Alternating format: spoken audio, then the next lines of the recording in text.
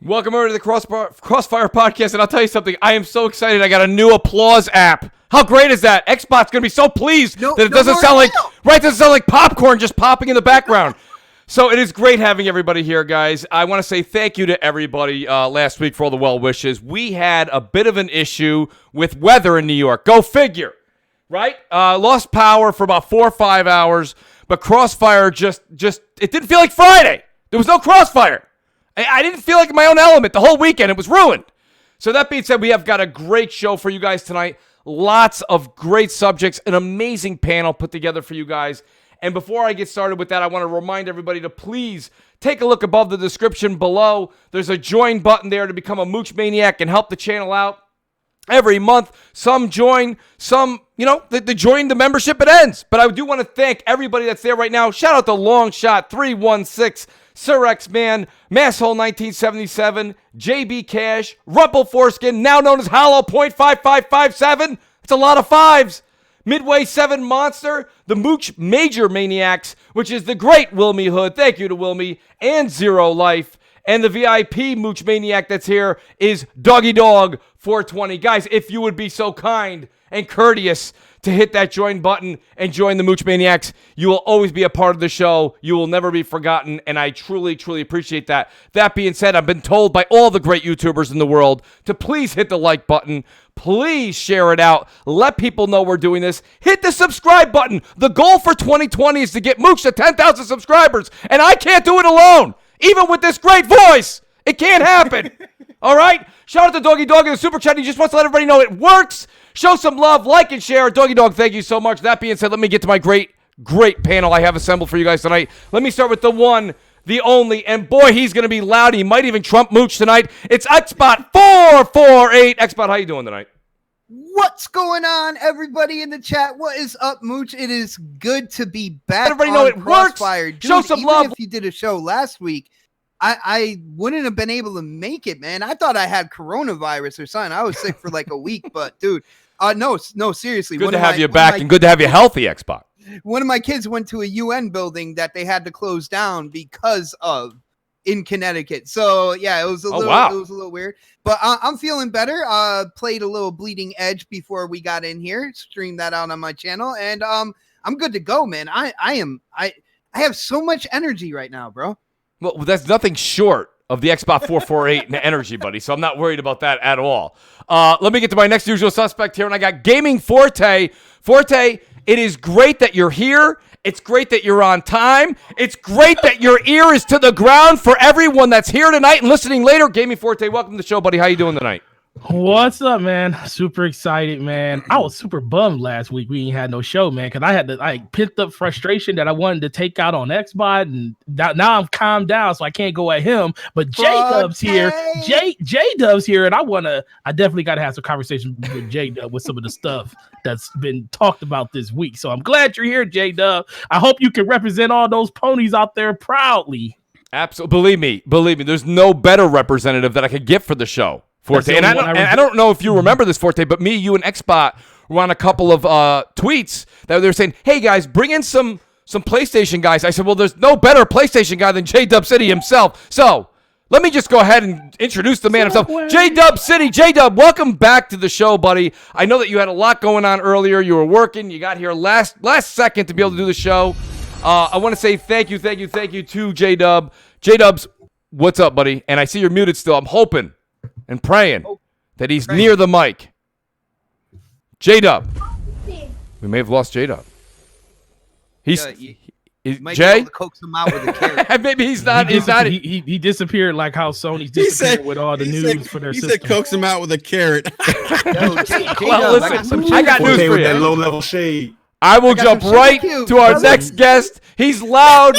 He's not even having a beverage for you tonight because he cares. It's Enrique from Basement Radio Arcade Podcast. Enrique, welcome to the show, buddy. How you doing? I just want to say something. Happy Valentine's Day. Welcome to Crossfire. We're here to make love to your ears and get you moist. Wow. Yeah, happy Valentine's Day from Enrique, everybody. There you go. That was like Barry White meets Enrique. That was awesome, man. I appreciate that. Mooch, it's Valentine's Day. I'm feeling very sensual tonight. Hey, stop, man. Yeah, Eric's getting creeped out. I'm gonna put some grease. I'm gonna put some oil on my Xbox. Because it feels like it's like you're behind me, standing behind me. Like, it does feel like that, right? It's like, what's with that heat on my neck? Get out of here! He's like, I can feel your breath on my neck. Back up, right? I've got some KY for my GPU. Oh, jeez, this show went left. Listen, here we go. Enrique, just take a break, have a drink, give me a second. I got Eric Jackson here. Eric, great to have you on the show, buddy. How are you tonight? Man, I'm doing great, man. You know, I'm always happy to come on. You know, you send that invite out. Sometimes we miss the target, but you know, all right. But, hey, listen, the one thing we do is we may miss, but we reschedule. We make it happen. So, E, man. thank you so much for being here tonight. And then Anytime, I've got bro. the man from the West Coast. You know him as Dark Optimus. I know him as Goldblum. Goldblum, welcome back to the show, buddy. How you doing tonight? I was good until about the point where Enrique pretty much violated my ear with his voice. And I was just like, thanks. Yeah. You know, he destroyed happy to Valentine's be Day here. for a lot of happy couples. Right? He's destroyed my whole entire 3-day weekend. I'm completely upset about it. Here I go, guys. Here I go. There- Xbox muted me right before it was my time to talk. That sounds knew! about right. That sounds about Jay, Xbox. welcome to the show, buddy. I give you an outstanding introduction. It's great to have you back on. How are you tonight? you're welcome. Doing good, man. Doing good. Man. Can't complain, man. Ready for this weekend. Ready to get some gaming in and ready to chop it up with you guys. Wait, did the carrot work? It was the sugar cubes. Sugar cubes were- Oh, man. Did the carrot work? Oh Lord. Well, listen, Hey, man, you I better always give like him a bag the one of thing I love to carrots. do with the panel, and I love to do with the chat, is kind of just get a topic that's just if it's a late minute topic that's going hot on Twitter, I want to talk about it. I do want to do a quick shout out and thank you in the super chat to the great Sin Vendetta, who says the goal for Mooch in 2020 is The Last of Us Platinum, which is 100% accurate, I might add. And thank you so much to Shinzea, who just became one of the newest Mooch Maniac. Shinzea, thank you so much for joining the channel and being a part of this great cause. I appreciate that. But guys, let me not make you guys wait anymore. We have an instance here where Bleeding Edge, which is, listen, Xbox has only so many games coming out before the Xbox Series X. This is one of them. It was discussed. It was quite hyped up at last year's E3. The beta's out. Myself personally, the Mooch, I have yet to play it, but I did watch it. Listen what they say. Don't knock it till you try it. But what I did do was I saw a 20 to 25 minute playthrough on Game Informer, and then our very own Xbot 448. I watched his stream for a good 20, 25 minutes. So Xbot, let me start with you, okay? And you corrected me, so I went ahead and corrected it in the topics listed on the show, okay? Bleeding Edge beta goes live. Let's hear the good, the bad, and the ugly, and then I want the panel to chime in. But go ahead, Xbot. All right, let's start with the good real quick. The good, netcode is top notch. There was no getting kicked out of any kind of lobbies or any games, anything like that. There was no lag that I can see. The gameplay wise, it feels really solid. The gameplay loop itself, I'm getting into. The different characters, even though there are multiple characters that are in the same class, each one feels different. So you can really go in and find a character that you really want to run with as like your main and stuff. And every other character around, there's nobody that's really kind of like mirroring another character or anything like that, which is really good. Graphically, I'm surprised they went cell shading. Like I didn't watch a lot of gameplay and stuff before this or what. Okay. I'm surprised they went cell shading, but with doing so, I don't think the game looks bad at all. I think the character models, I love kind of like the style of the characters. It's something that, you're either going to like it or you're going to hate it.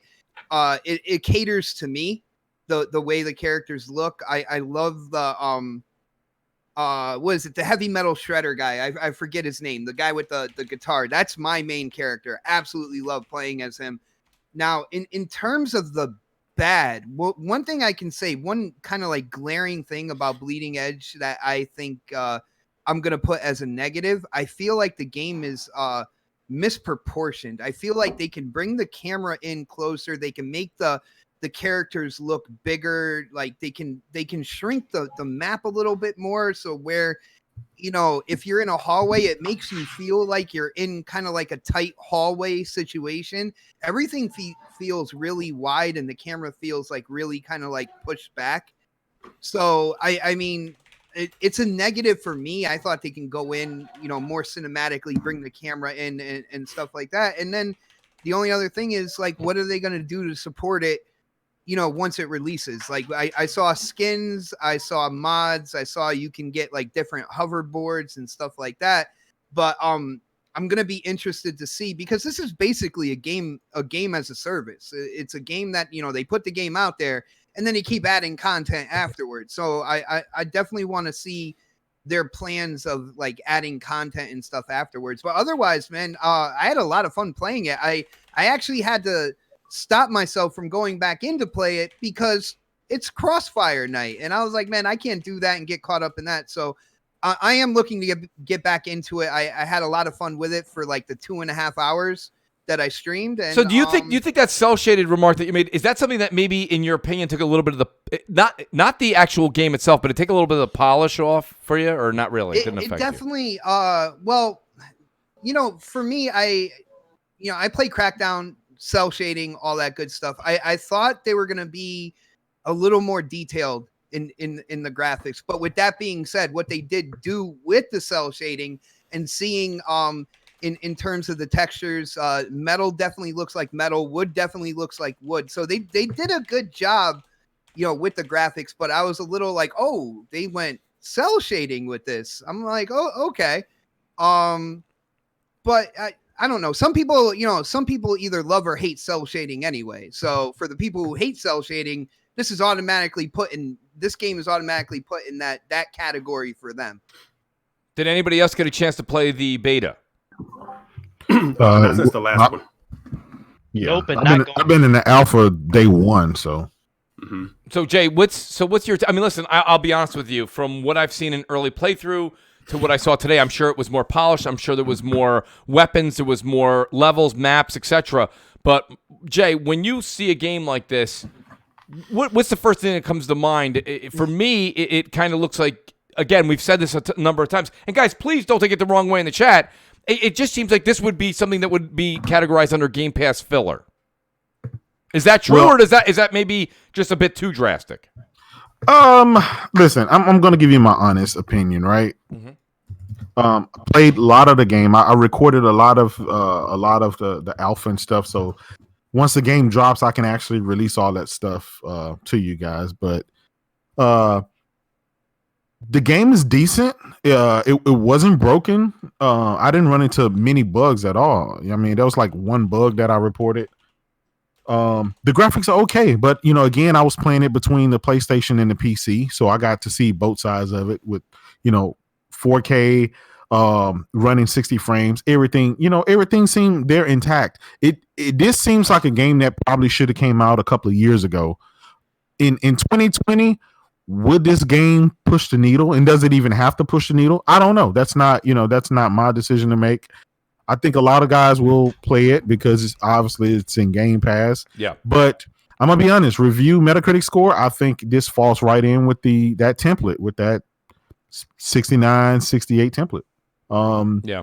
Dang. Which not that bad, but this game is not going to be the savior. It wasn't intended to be the savior or the big blockbuster AAA.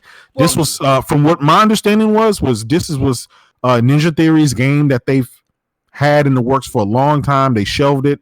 Nobody picked it up.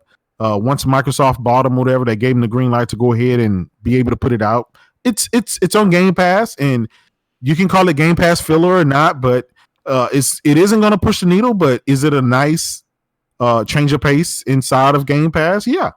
And I'll give it that. It is a nice change of pace. I think that's probably one of the It's a lines. nice I think by the end of this show that'll stick.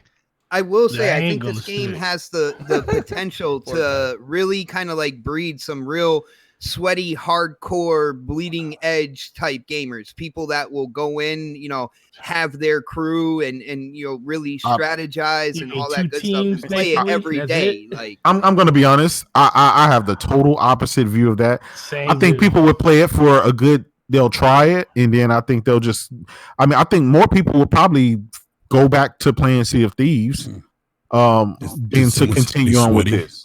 Yeah. Now that's not saying, right? Because think about it. Sea of Thieves was kind of like the same way. It was kind of bare bone-ish, really wasn't much to do. And then just over the years, they over the last year, they were able to crank that thing out and put a lot of content and give you a reason to go back. Is this that type of game? Probably so. A year from now, 6 months from now, this game probably be banging. But from what I played, it's not going to drag you back in there. The characters are not. I mean, you could kind of care less about the characters, which is okay. It's senseless fun, so I get it. Yeah, well, that's the thing with this game is that, like, it has that it's only multiplayer, right? And Sea of Thieves had the multiplayer, but it kind of also, you could also kind of solo it and still have a good time with it. Yes. So with this game, it's only multiplayer. You have to have a crew in order to really kind of progress and be better at the game. For me personally, I'm out completely on this game. Like, now, why though, Dark? Is that just because you're not a multiplayer gamer, that you're not a multiplayer fan? Exactly. Okay. That's exactly. If anybody knows me, they know I'm an RPG guy. So, like, anything that has to do with RPG, and that's why a lot of people are like, "You're probably a Sony guy," and clearly, last year and the year before clearly shows that, because I've posted things up on Twitter with my year-end stuff for Xbox and PlayStation seems to get the more love from me, and that's only because I play more RPGs, and this game just does not. Ever since I saw it, I was like, hey, maybe. Once I saw it the first time, I was like, maybe something, and then they were like, it's multiplayer only, and I was like, I'm out. Nope. Well, let me do this because I know Forte, you wanted to chime in real quick. From Phantom Kraken, a.k.a. Johan Zell, says, I believe he's saying I'm an Xbot, and this is Crackdown 3 all over again. So I don't know. I don't think it's quite that.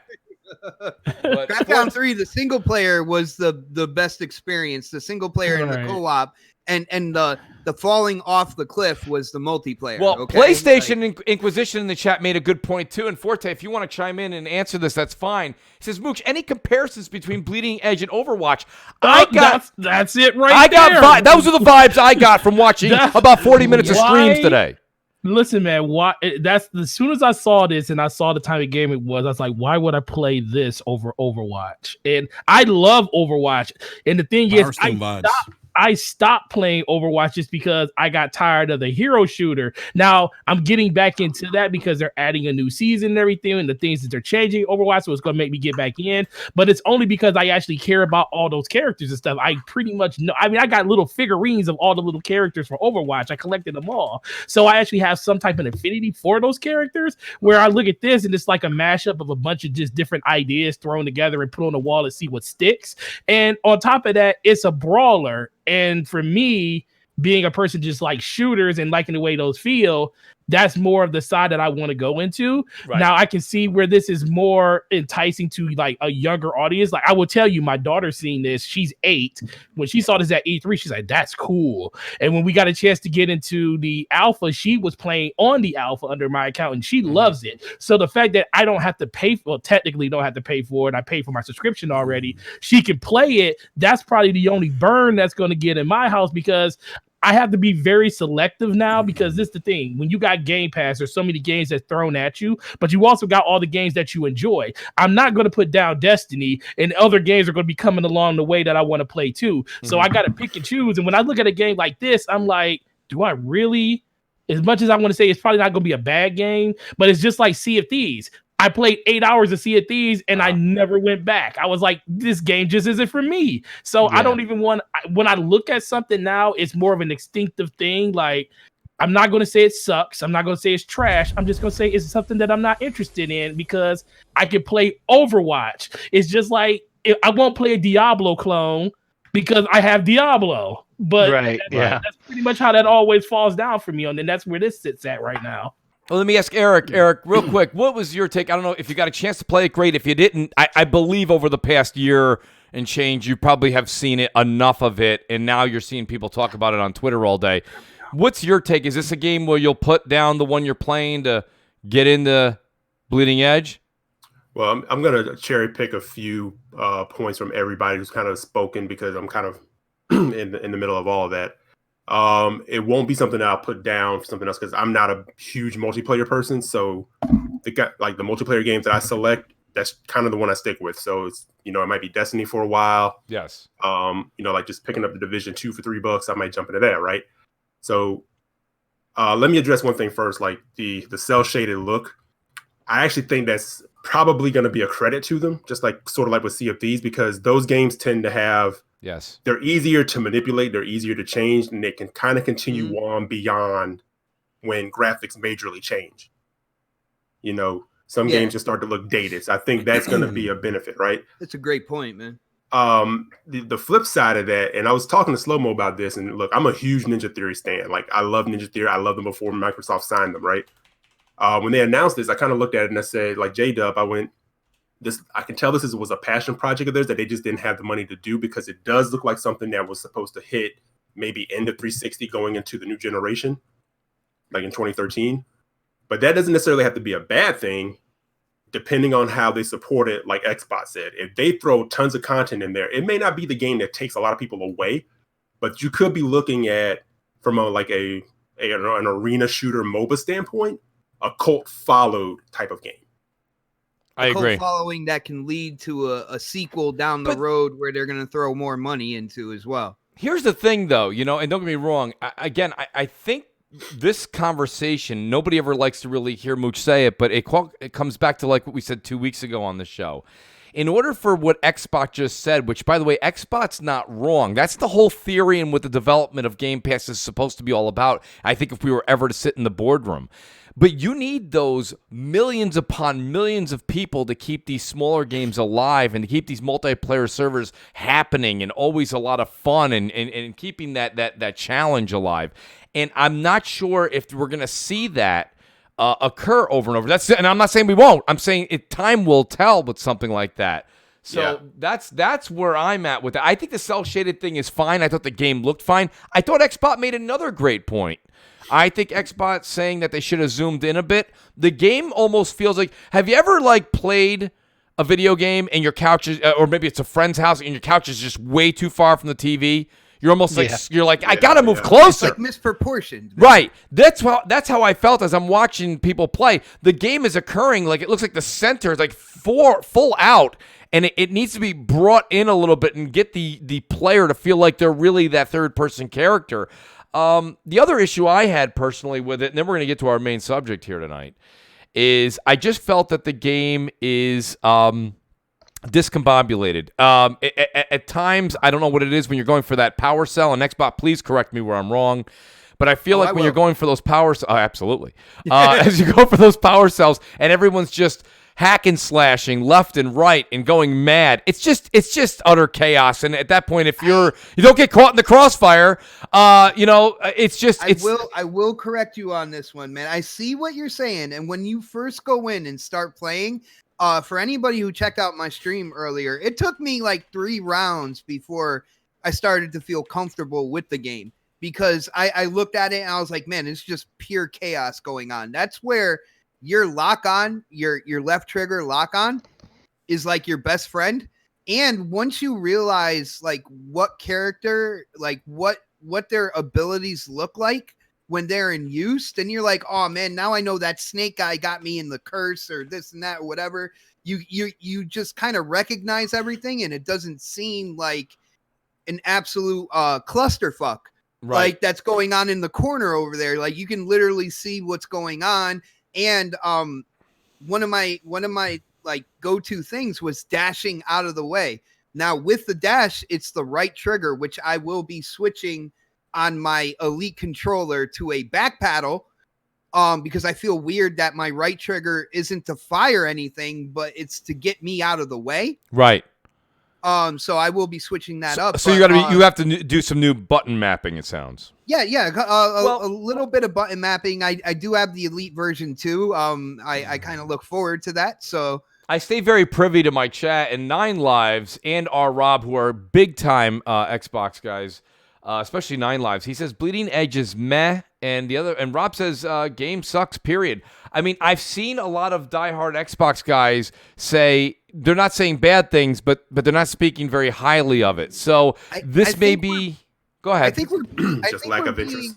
I think we're right, being, Eric, pretty much on the level with it. Like I can see a community growing and playing this game or whatnot, but I think it's like J-Dub said, nobody is looking at this game to be like a quote unquote savior or that AAA kind of like budgeted game experience or anything like that.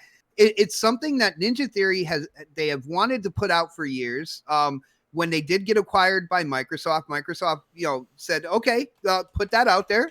You know what I'm saying? We still have you working on Hellblade 2 and Project Mara as well, but put that out there. That'll be good for Game Pass. It'll have a community that will play it there. You're gonna keep supporting it with content. Oh yeah, all right. Then put it out there. Go ahead. And I think that's exactly what this game is kind of like intended. Now, if for some rhyme or reason it blows up, I don't it really somehow gets really big. I don't think Microsoft and Xbox would be like, hey guys, please calm down. That's not what we intended this game to be. I mean, they would take any type of hype, but other than that, I don't think that they were planning on this being a game that they're hanging their hat on.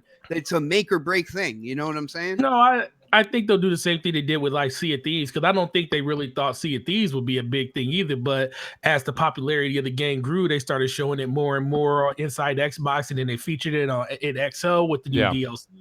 So though, I think what will happen is you'll see more games, more stuff added to the game, just like J-Dub was saying earlier. The reason Sea of Thieves got so much bigger and better is because people still played the game consistently after the game came out, and you see record numbers of people still playing it even months later. Right. So Bleeding Edge will do the same exact thing if the people support the game. And that's the one thing, like they said, engagement means everything for these type of games, especially in a service where people paid anywhere from $1 to $15. Well, here's the other problem. Forte, you just nailed a very non-obvious subject. So Sea of Thieves got that support from the developing team. They had 200 people. And I know that they have expanded since then over at Rare, and they're working on new projects. So I get that. But in the early parts, especially when Sea of Thieves came out, they had a full dedicated staff of around 200 people. Now, hear me out. 15 people made this game. And yes, Ninja Theory has been expanding. They're well over 100 now, probably making their way up to 150. But hear me out, guys. They're also working on Hellblade 2. So they're not going to pull people off of a dedicated game like Hellblade 2, which is their cream of the crop, to come back and work on that. So if they go from 15 to 25, 30 guys, I don't think they're going to get the support on the back end for it. I think this game is just supposed to go out there. And the reason I say filler is not the obvious filler, guys. I don't mean just Game Pass filler like we're saying, they're just going to... I just think that this game is supposed to get them by for 2020, because really they've got this game, they've got Ori, which is going to do very well, and then we've got to wait till Halo. And that, guys, I know we're all rushing to get to November, but let's just be honest here, okay? Ori comes out very early in March, and that's a long dry spell till November. Well, you know what? I think J-Dub, when he said earlier, hit it right on the head with this though. You scringe at say it's Game Pass filler, because what happened is this is an idea that they already had on the cutting room floor, like they said before Microsoft bought them. So Microsoft looks at it like, hey, it's a game, and as long as you can get it up and running during this year, we'll just throw it in Game Pass. I mean, it's an asset. It's just like you might as well put that asset to some type of use instead of leaving it on the cutting room floor, because Microsoft they got to get as many games in that service. And some people are going to probably say, well, that's wrong. You don't want to just throw anything in there, but you never know what to actually hit. And then this will give Ninja Theory an idea once they do start slowing down on development for like Hellblade, and they're towards the end of that development and Project Mara. They could come back and revisit Bleeding Edge Part 2 if the fans actually support the game and it becomes a cult following. Then you'll see those improvements maybe in DLC, add-on packs, or even in a better version of the game that's going to take advantage of the next generation systems that come out. Yeah. You know what's interesting? Go ahead, Enrique. I've heard a lot of people compare this game to Overwatch, but I got in watching Xbox stream earlier today. I got like a little. Holy crap. I said you were watching too? Yeah, I was watching. Oh, I was watching too. I was at work watching. Yeah, I was watching. I was watching and trying to work at the same time, man. I was there, and there was like 25 viewers watching the stream. But I definitely did not watch it. Yeah, but I get it's interesting. Like I get people saying Overwatch, but I got a little bit of Power Stone vibes from the game. Yo, K Mega says the same thing. Like, yeah, no, definitely. It's not as fast. It's not as fast. No, it's not as fast. Yeah, that leads me to my other question: is like, does this game need to be like? Does it need to be sped up? Because Slow Mo mentioned that. I think it does. Like, I think it does. It's kind of plodding along. Yeah, I think it definitely needs to be sped up a little bit. I think Overwatch is even a little bit faster too than I think it's what just I saw. because it's melee based. When you're melee based, you can't be flying all over the place because hit registration gets thrown off compared to a shooter or an arcade brawl or something like that. It's a little bit. It can be faster. Yeah. Look at that, Xbox. Yeah, the Xbox Pope. Shout out to the Xbox Pope. The Pope is here, so the episode is completely. The Pope is here, so we're blessed. Listen, he also watched your stream. So many people watched it. I'm telling you, because it was a great idea for you to do that. Because I had close to like 60 people watching. I wasn't going to get a chance to play the game before CrossFire tonight. There was no way. I don't mind trying it out after the show. And shout out to Shinzea, our newest Mooch Maniac member here. He also said it's no Power Stone, but he says he sees the resemblance. Listen, let me do this, guys. Resemblance, but not resemblance per se in gameplay. Just want to clarify that. Absolutely. I do want to get to our main subject here, and then there's just I have, you guys know I've got so many subjects tonight. We've got well over 13. Yeah, the list is like 30. Right? And here we are. We're already 40 minutes in. Topics, man. So I think every Crossfire has a ton of topics. You know, it's funny too, because shout out to @JMatrix76, the Matrix Gamer. He says to me one time when he goes, Mooch, why the hell do you have 14 topics, 50? He goes, you guys only get through like 3 with so many debates. I said, you're right, but you don't know. You got to be prepared. It's a professional show. All right, listen. That means, of course, it's great. I wouldn't go as far as to say professional. Who the hell asked Goldblum? Goldblum, it's Valentine's Day, man. Come on. Guys, tweet it out. There's 306 here. Guys, you all have a ton of people on Twitter to follow you. Let people know. Listen, let me start with Enrique because he was going back and forth on Twitter, and then I'm going to J-Dubs. Enrique, can Sony... Okay, with what we heard and what came out in Forbes and what came out in the Wall Street Journal had a piece earlier in the week. Can Sony undercut Xbox on price when we're now hearing rumors that just the cost of it, and which doesn't include the entire cost of the shipping, packaging, handling, and all that other stuff, we're sitting at roughly about $450. So this thing's probably going to cost Sony $500 or a little over $500. Can they take a hit on this, or would they even think of something like that?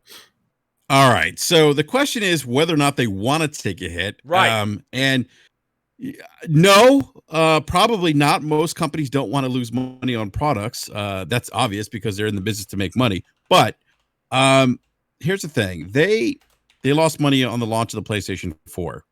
And the VP at the time, I forget his name, at the time of the PlayStation 4 release, did in fact confirm that, hey, you know what? We're going to take a hit at launch. Jack Tretton? Not Jack Trenton. It was Sony VP from Sony Japan. Okay. Came out and said, I forget his name, but I actually tweeted it out earlier because someone said to me, no, you're wrong. Sony didn't take a hit. I'm like, no, they really did. But a VP of, and I forget his name, but Sony Japan. Was it Yoshida?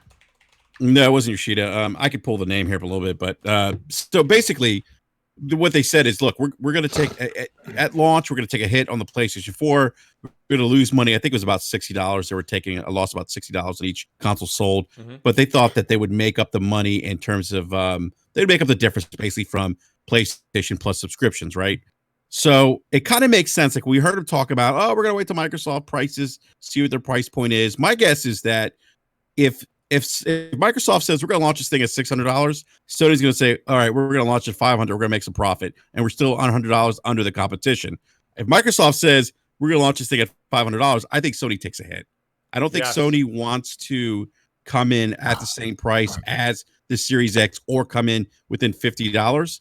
So my guess is I wouldn't be surprised if they took a hit on the console, because they've done it before. Microsoft's taken a hit on consoles. It wouldn't shock me if this thing came in at $400. Now, I could be wrong. I mean, Sony could say, you know what, we're not going to take a hit. We're going to launch at $500. And if Microsoft says we're going to launch at $500, things just got really interesting. But I don't see them launching at the same price, in my opinion. I think potentially, and the Xbox is going to have the same thing in terms of pricing. I think Zhuge kind of gave again, this is not, don't take Zhuge as this is factual. He kind of estimated, what the manufacturing costs are going to be for the Series X, and it's going to be more money than the PlayStation 5. So, I think it kind of makes sense that Sony's kind of saying, hey, let's wait and see. Because they also don't know what the adoption rate is going to be for the PlayStation 5. They charge $500. Are people going to jump at the system, or are they going to maintain at the PlayStation 4? Remember, Sony tried doing this at $600 with the PlayStation 3, and it was a disaster. Well, all I know is Jim Ryan came out and said that they want to have an unprecedented, never seen before adoption rate of the PS5 from 109 or 106 million. That means that price has got to drop, Forte. So they were saying the price has got to be. That's why I'm real thinking quick, that the price price has to be really low.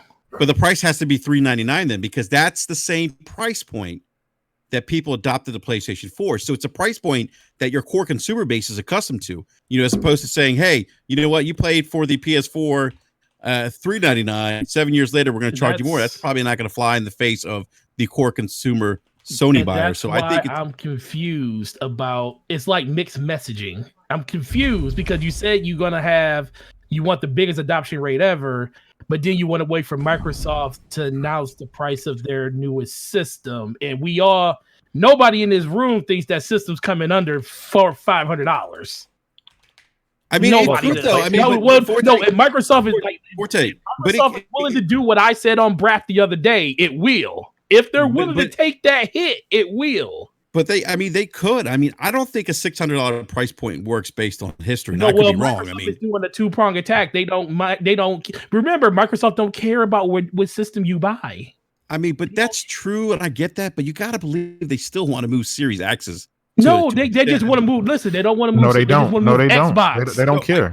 They just want to move Xbox. That's it. I get that, but they still don't. They don't want to lag behind in terms of next generation. I'm kind of with Enrique on that. They don't want a warehouse full of X's sitting there. Man. Yeah, exactly. There is a point to that. I don't care how much money you have. I don't care how much money you have in the war chest. No company thinks it's smart business to have hardware sitting that nobody wants to pick up. Right. Exactly. Yeah, but you got to think about it this way, though, guys. You make all that money. Go ahead, Jay.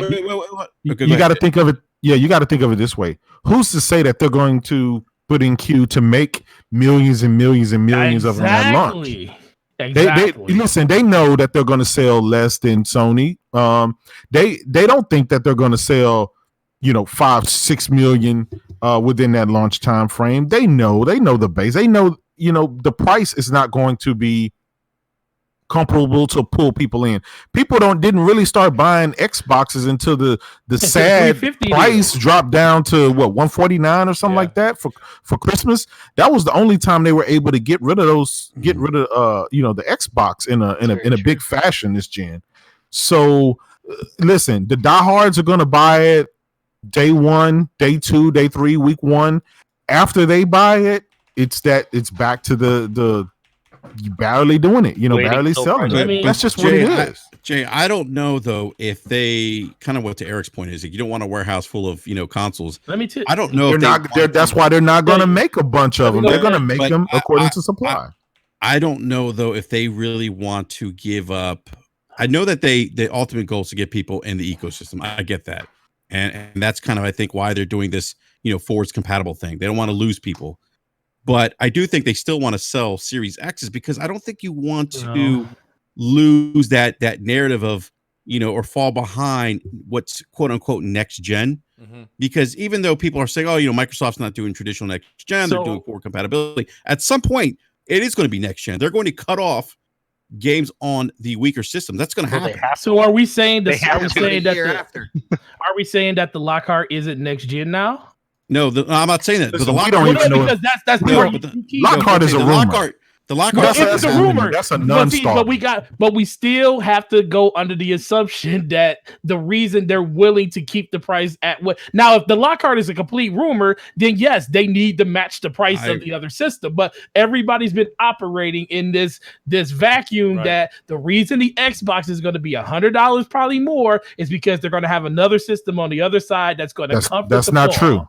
Listen, the only reason people are saying that the Xbox is going to be more expensive is, for one, it's reportedly going to be 12 T-flops, and then for two, traditionally, this generation Xbox was more expensive when it launched. It was $500, which is more expensive. And then the X launch, it was $100 more expensive. So Microsoft has a track record this generation with being more expensive. So I think people think that that's going to carry on. Look, both these systems was $500 at launch, sir. No, were they $500 at launch? It was only not $500 because of the nice spin move that Sony did in the 11 hours. Listen. Day one. Now I know all the stories that behind the scenes stuff, but day one when they launched those systems, one was $399 and the other one was $499. So it was a very nice move on Sony's part to take advantage of a bleeding. And that's what I'm talking about. Sony's trying to do that again. You can tell that J-Dub is passionate because he's eating his mic. I think the mic's a little close. J-Dub, you're making love to your mic. I know it's Valentine's Day, but it's I'm like sitting there. I'm like, man, all right, dude. I'm using a different mic. Regarding, I'm going to go back to Forte's comment about the Lockhart. I'm not done with that comment, so go ahead. I don't think Lockhart's going to launch this year. By the way, guys, I see this coming next year. That's how I feel too. Yeah, I think the focus is the Series X, right? Because that's the big behemoth. I think they're going to obviously have other SKUs you're supporting.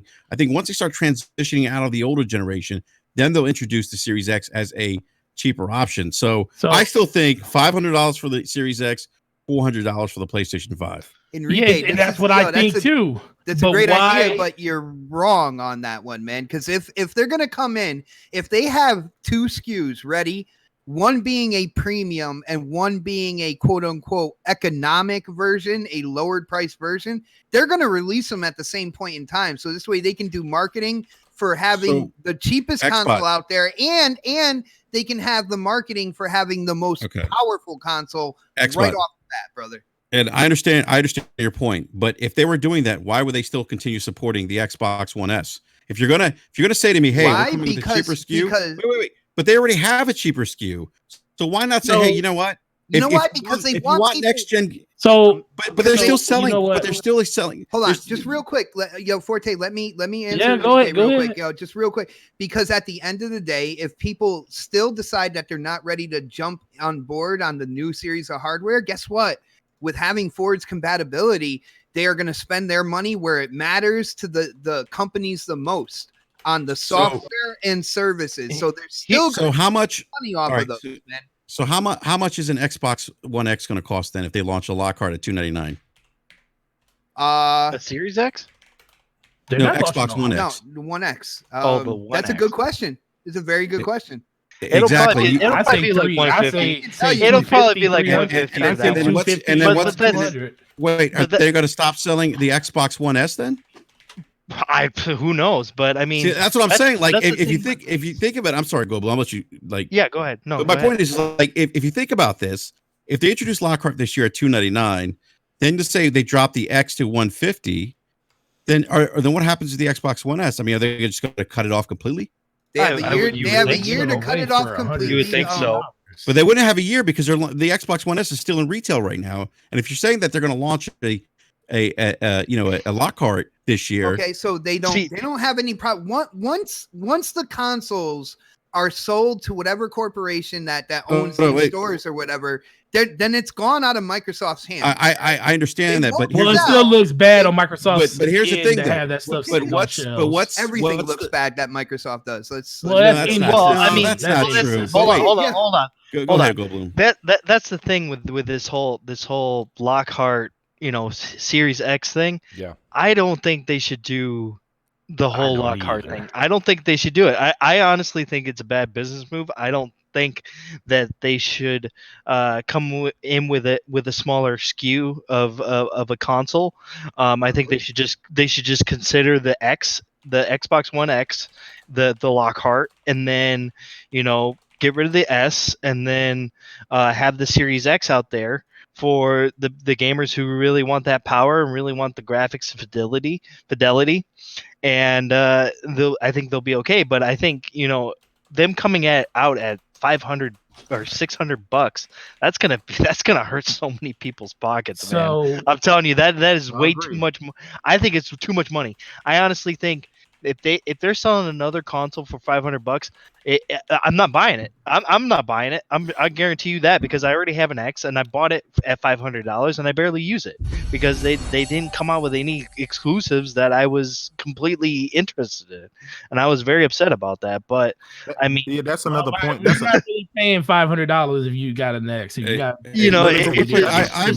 ridiculous that people are even thinking that they wanna come up with this Series X at $500. It's like if PlayStation comes out at $400, they're gonna kill it. They're gonna kill it. They're gonna kill it. They'll kill it regardless. Well, I know they're gonna kill it regardless. But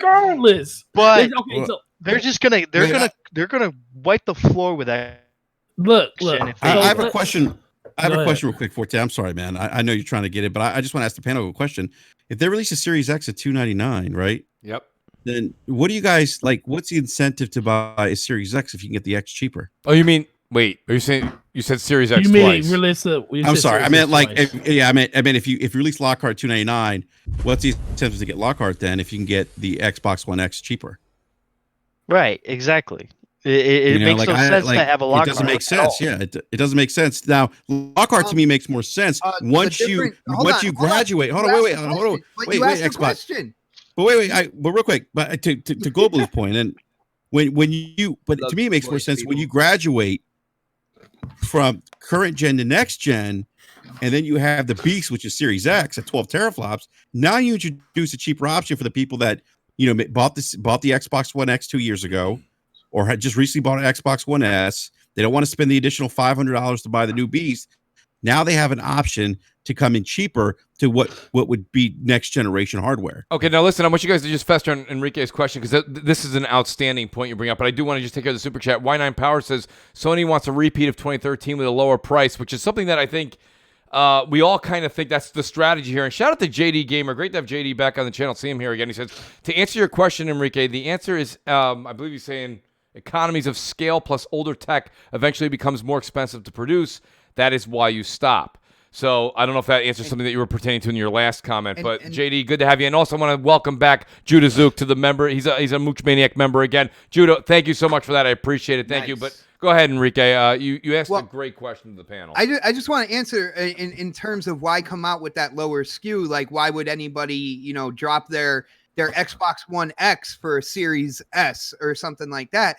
Well, because the new hardware will also have new features. You got to remember, neither one of these consoles has been fully unveiled yet. When it comes down to it, not only you have like the improved CPU or whatnot, but there's going to be features that come with these systems that weren't on the PS4. It's not about the features, Xbox dude. One. It's about the games, bro. It's about the games, dude. It's not about the damn features. I'm so sick and tired of people saying, "Oh, it's about the features." Get out of here, dude. It's about the games. Listen. But guess what?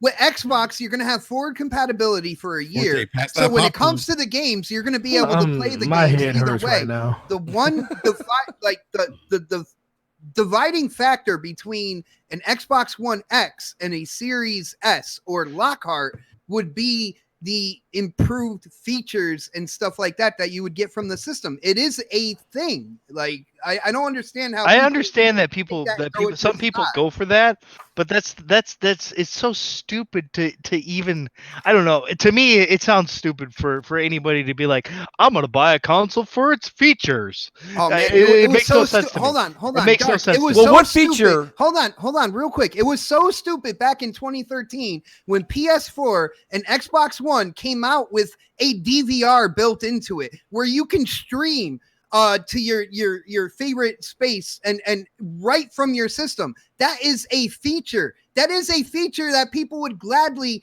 put their 360 away and get a PS4 or an Xbox One for. Yeah, but not me. Well, no, I think other people, but not me. Xbox. I think that stuff don't sell consoles.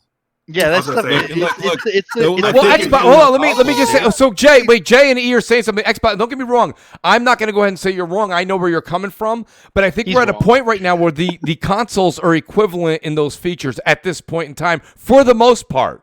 So what you're talking about, Xbox, what these new systems are going to have. Right, but here's the thing, though. You're 100% right. But whatever Xbox is going to have in features, as far as like streaming a this or that kind of stuff, is going to be similar between the two. We were going to stream straight from our systems back in 2013 either. But that's not. But most people buy that's a selling point anymore. That's an additive. That's an added bonus. But it's an added bonus. Most people buy games for. Look, I've been gaming like 40 years. I've seen consoles come and go. The consoles that didn't succeed were the ones that didn't have content. Content is always going to be king. It's always going to be the driver of what pushes hardware. That's it. Well, we have so many examples over the last 40 something years of gaming that says that content is always king. Sure, our features are just the cherry on the top. Yeah, but you know what?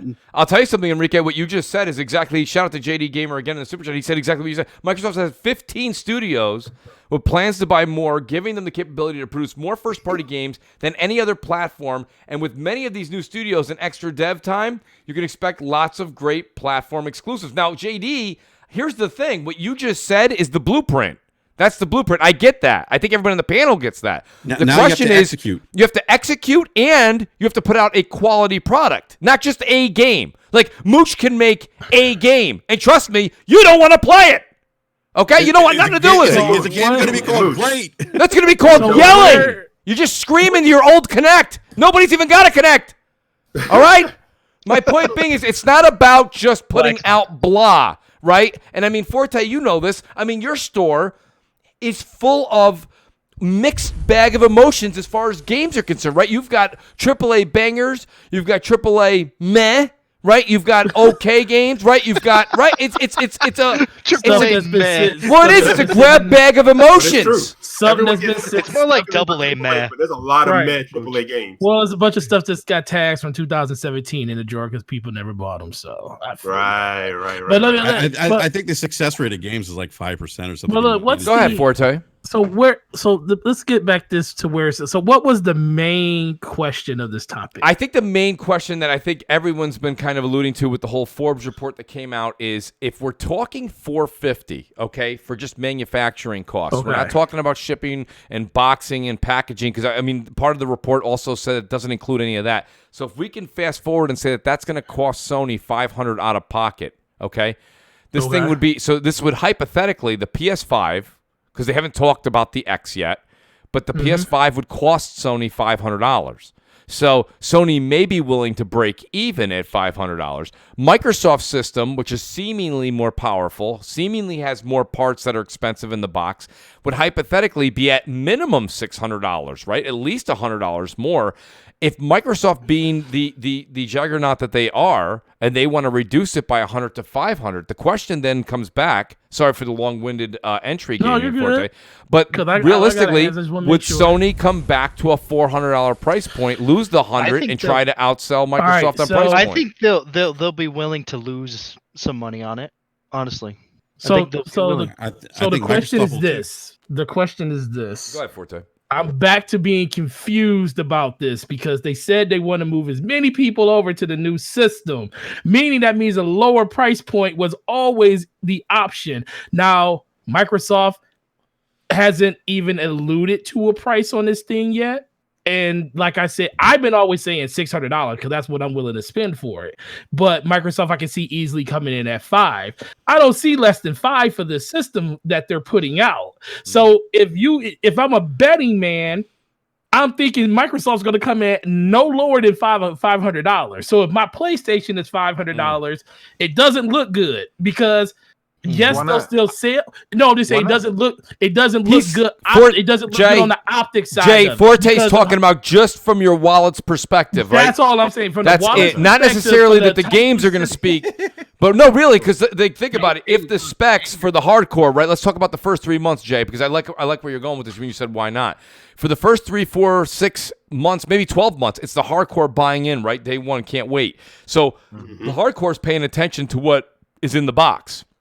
So exactly. my point, right? So my point is that if we know the X is stronger, and it's the same price point, this is the same trap that Microsoft fell into. Now Sony's falling into. Sony would have to. That's why the rumors are Sony's waiting. Let Microsoft come out and say they're going to do it for $5 and take the hit. Sony's like, okay, then we're going to take a hit too. And the reason that makes sense. And the only reason I say that, and like you said, it's predicated just on the hardcore because I still think at $500, both systems being at $500, Sony will still run away with this later on because it's just a bigger appealing brand to most people. I'm not going to get into that whole thing that I talked to on Brap about why it's the biggest brand of all time. But overall, I just look at this. It's two things that can really help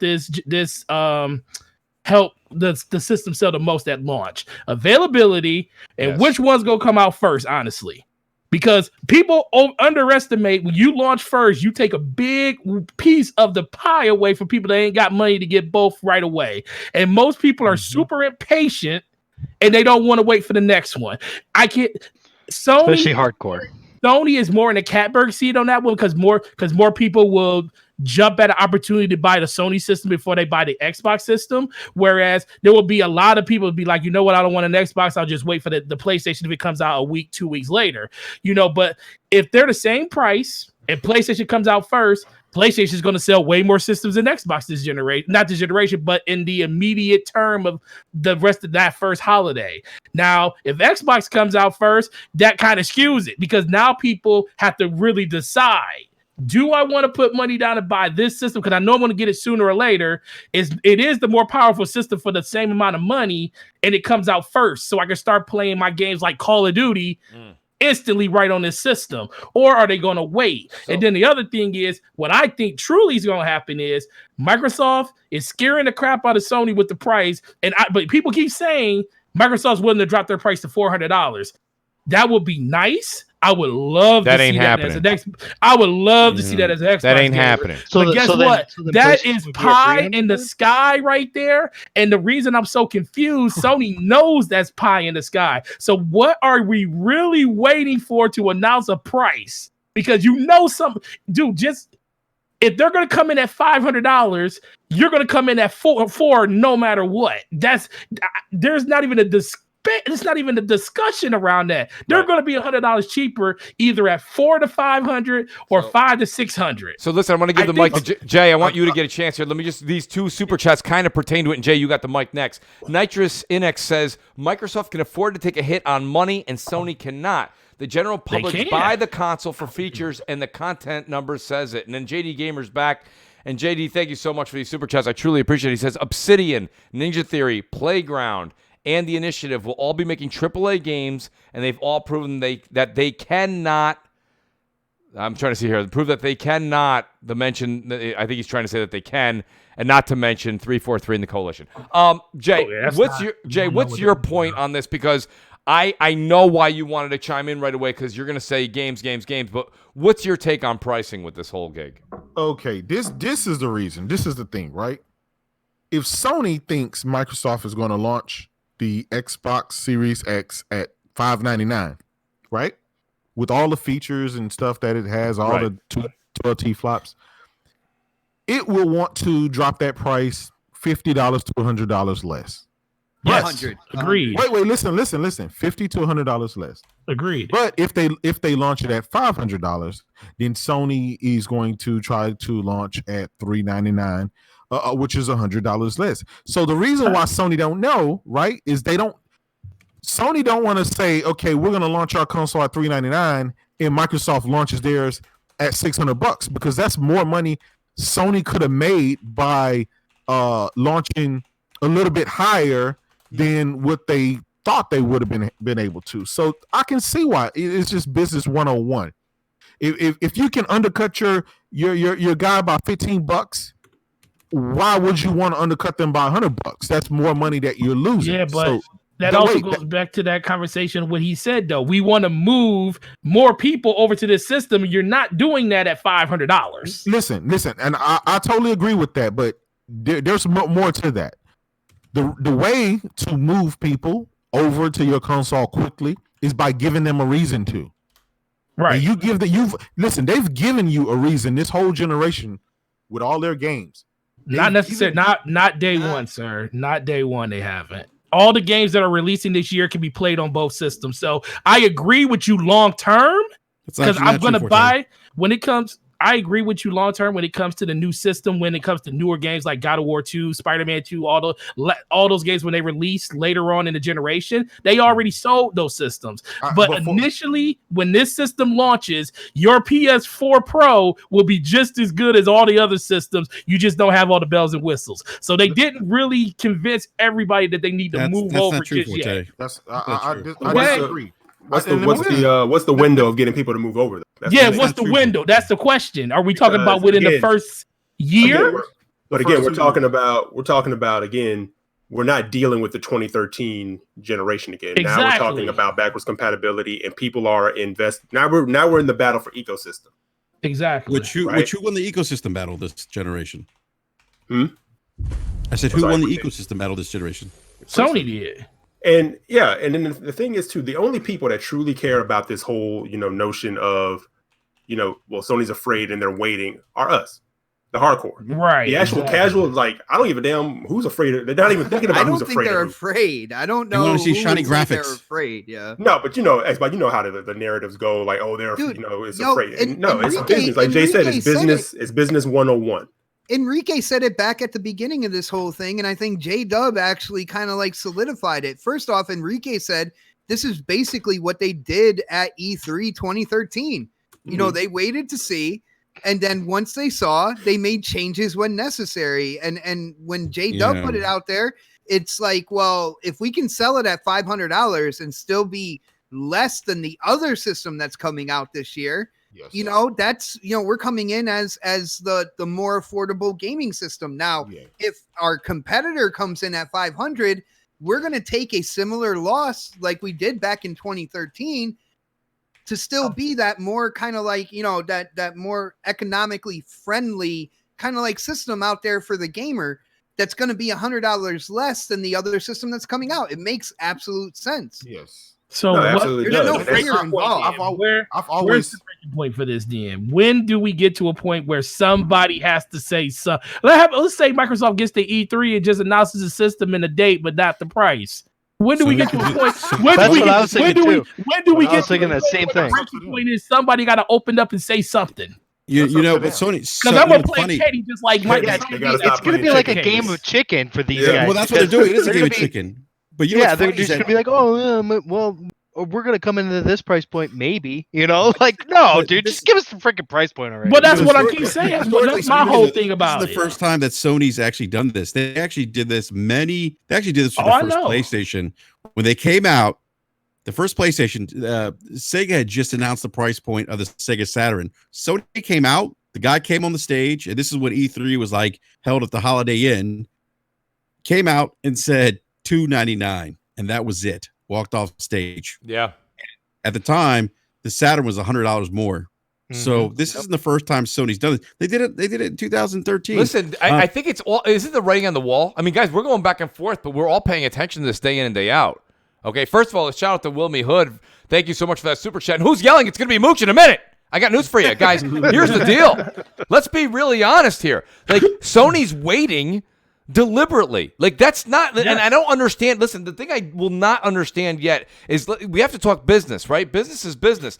They're going to wait They're going to see what Microsoft does because let's be honest, Microsoft is in the better position for anything with pricing. Microsoft contemplated, right, with the original Xbox, giving it away. Right? That story came out. They all bona fide it. It's backed up. They were going to give it away to catch up to Sony. So if Microsoft could give away a console, they could take a $150, $200 hit. My point being is Sony's saying, listen, our machines are comparable. Yes, yours is a little bit better. That means you have anywhere from $50 to $100 worth of more hardware in your box. Are you going to price it out and make a profit or at least break even at $600, Microsoft? No, you're not. You're going to do $500? Okay, fine. Do $500. Then we're going to take a hit because we know we got great games, we got a loyal fan base, and we'll make it up on the software side. They're going to wait. When Microsoft puts their number out, mark my words, the minute Microsoft if it's that I believe are they doing an April event? I believe they're doing an April event. Supposedly, April, right? Rumor, Sony, yeah. Yeah, April 5th. No, well, when's Microsoft's event? April 5th. April 5th, right? Well, I'm telling you, and I'm joking here a little bit, but April 6th, April right, 1st. will be Sony's big announcement. That's my whole take on this. I think they're going to, the minute we hear what Xbox says, Sony's going to be like, we are going to gladly tell you what we're charging. I don't think, they're not going to mention numbers until after Microsoft. And it's a strategic move, and honestly, it's a smart move. Look, man, I'm gonna be petty. Just like I'm gonna be petty in this situation. I came up with a thought that Microsoft need to hire me. I'm literally telling you what you should do. Microsoft, they want to be petty and hold out for price. I'll be like, guess what? $3.99 if you buy it this holiday. After this holiday, you said that on Brav, yeah. I said it. I was like, dude, Microsoft's in the catbird seat when it comes to price. They don't. If they want to take a hit on 3 million systems and lose $200 on each one just to get the system out there to people, look, go out there on stage at E3 or at this reveal event and say, guess what, guys? Just for you guys enduring with us through all last generation, when we had all of these issues. They're not going to do that, though. They're not. I'm trying to tell you what you do if you want to win. Forte, let me ask you. They wouldn't win if they wouldn't win if they did that. And I'm gonna tell you. No. Right? Winning is not the number thing. Winning is getting in the mindset of just people out there saying, "Hey, we're willing to. This is what we're willing to do for the people." Forte, it wouldn't matter. Let me tell you why it wouldn't matter. You're gonna have 3 million people buy that console day one at that price, and after that, it's like Game Pass. Once that price goes back up to the normal, then that's where how many people are going to flock to try to get it at that price point. The only people that are actually going to buy that system, even at $399, right, are the hardcore. The casuals are not going to buy. They only buy systems once it go into the $299 type range to the $249. So that's all of those majority of the gamers. So all of those X's out there right now, all of those S's right now that trade in from $175 to $300. $250 at most. Trading your old systems because everybody got a system. Listen, you know, PlayStation right now, PlayStation Pros right now traded for $275. How much does the X trade in for? Trust me, I know. I do know $250. $200. What did you cash or you did? What did you put it towards?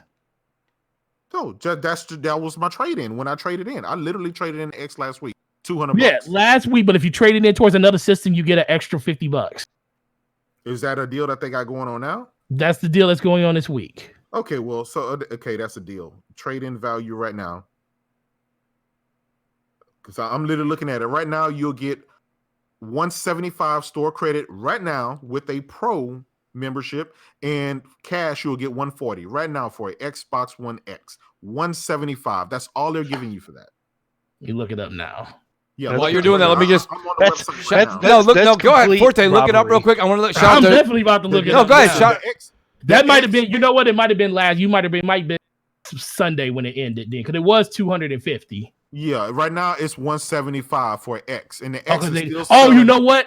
They dropped the price. Isn't the X on sale right now for $350? So it dropped in price when they dropped the price of the actual X $150. So sense. You're right.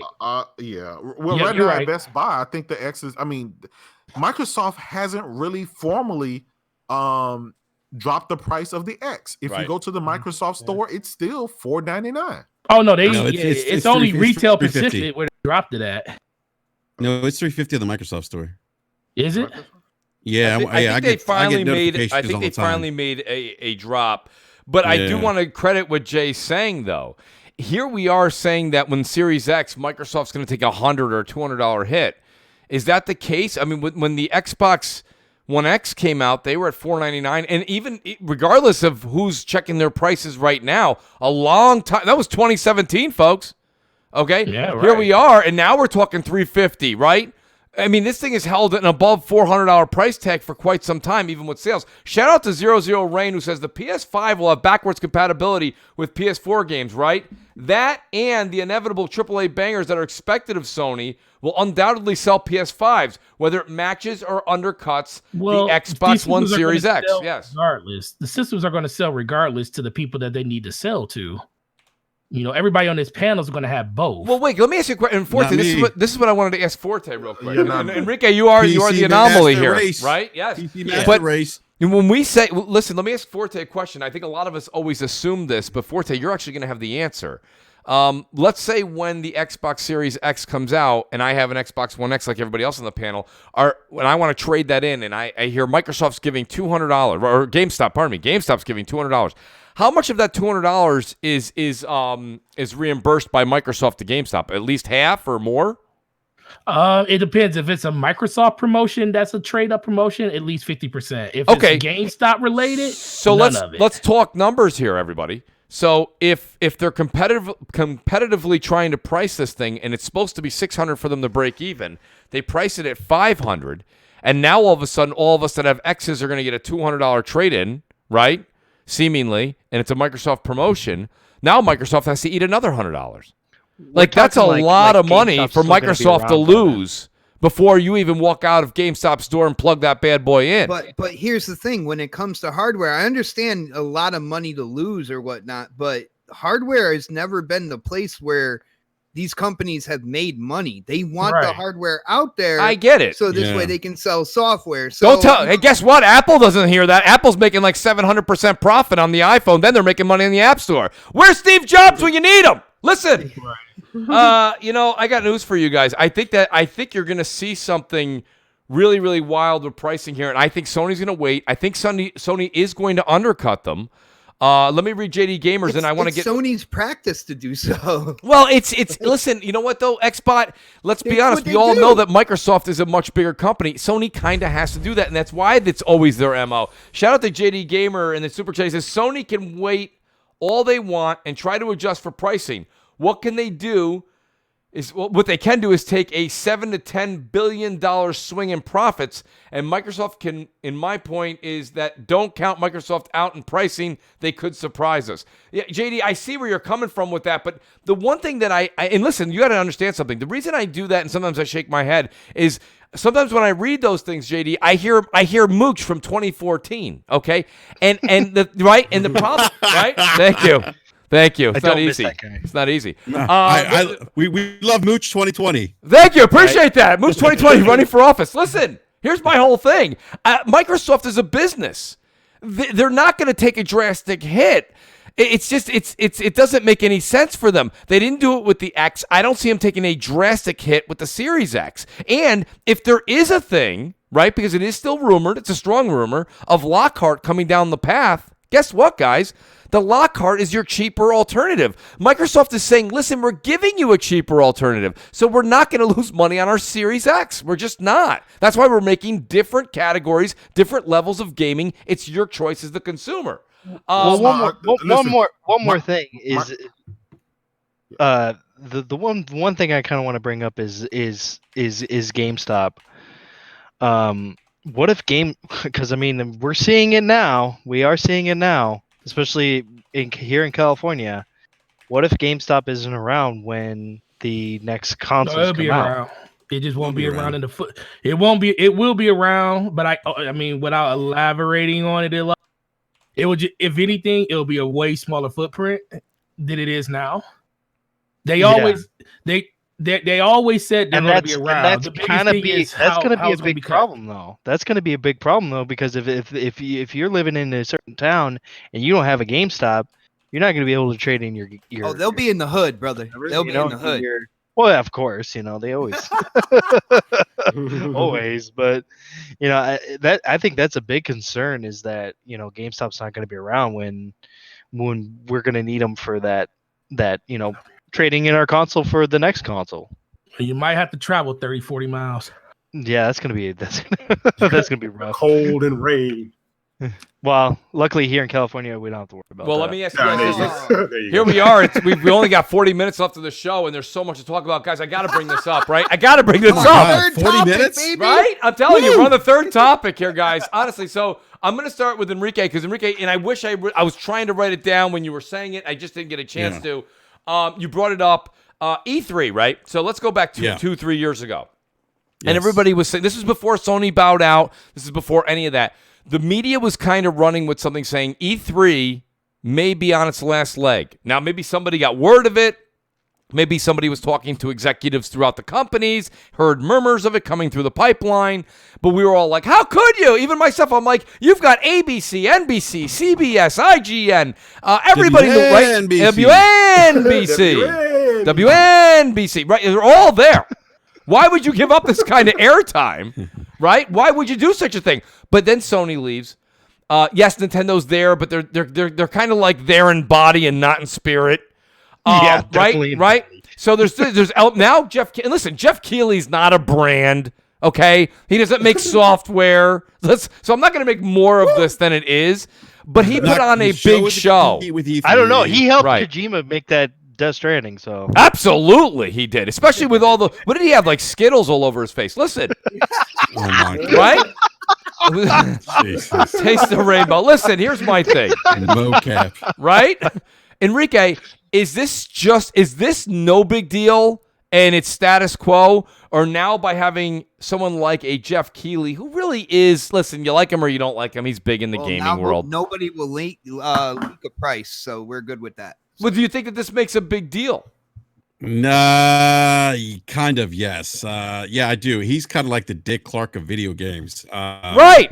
With the awards show, he's been Got doing one this. word right there. He's been doing this E3 Coliseum thing for the last 3 years. He's been part of E3. He's been to every E3 for the last 25 years. Yeah, it's just kind of a big deal. I mean, it's not.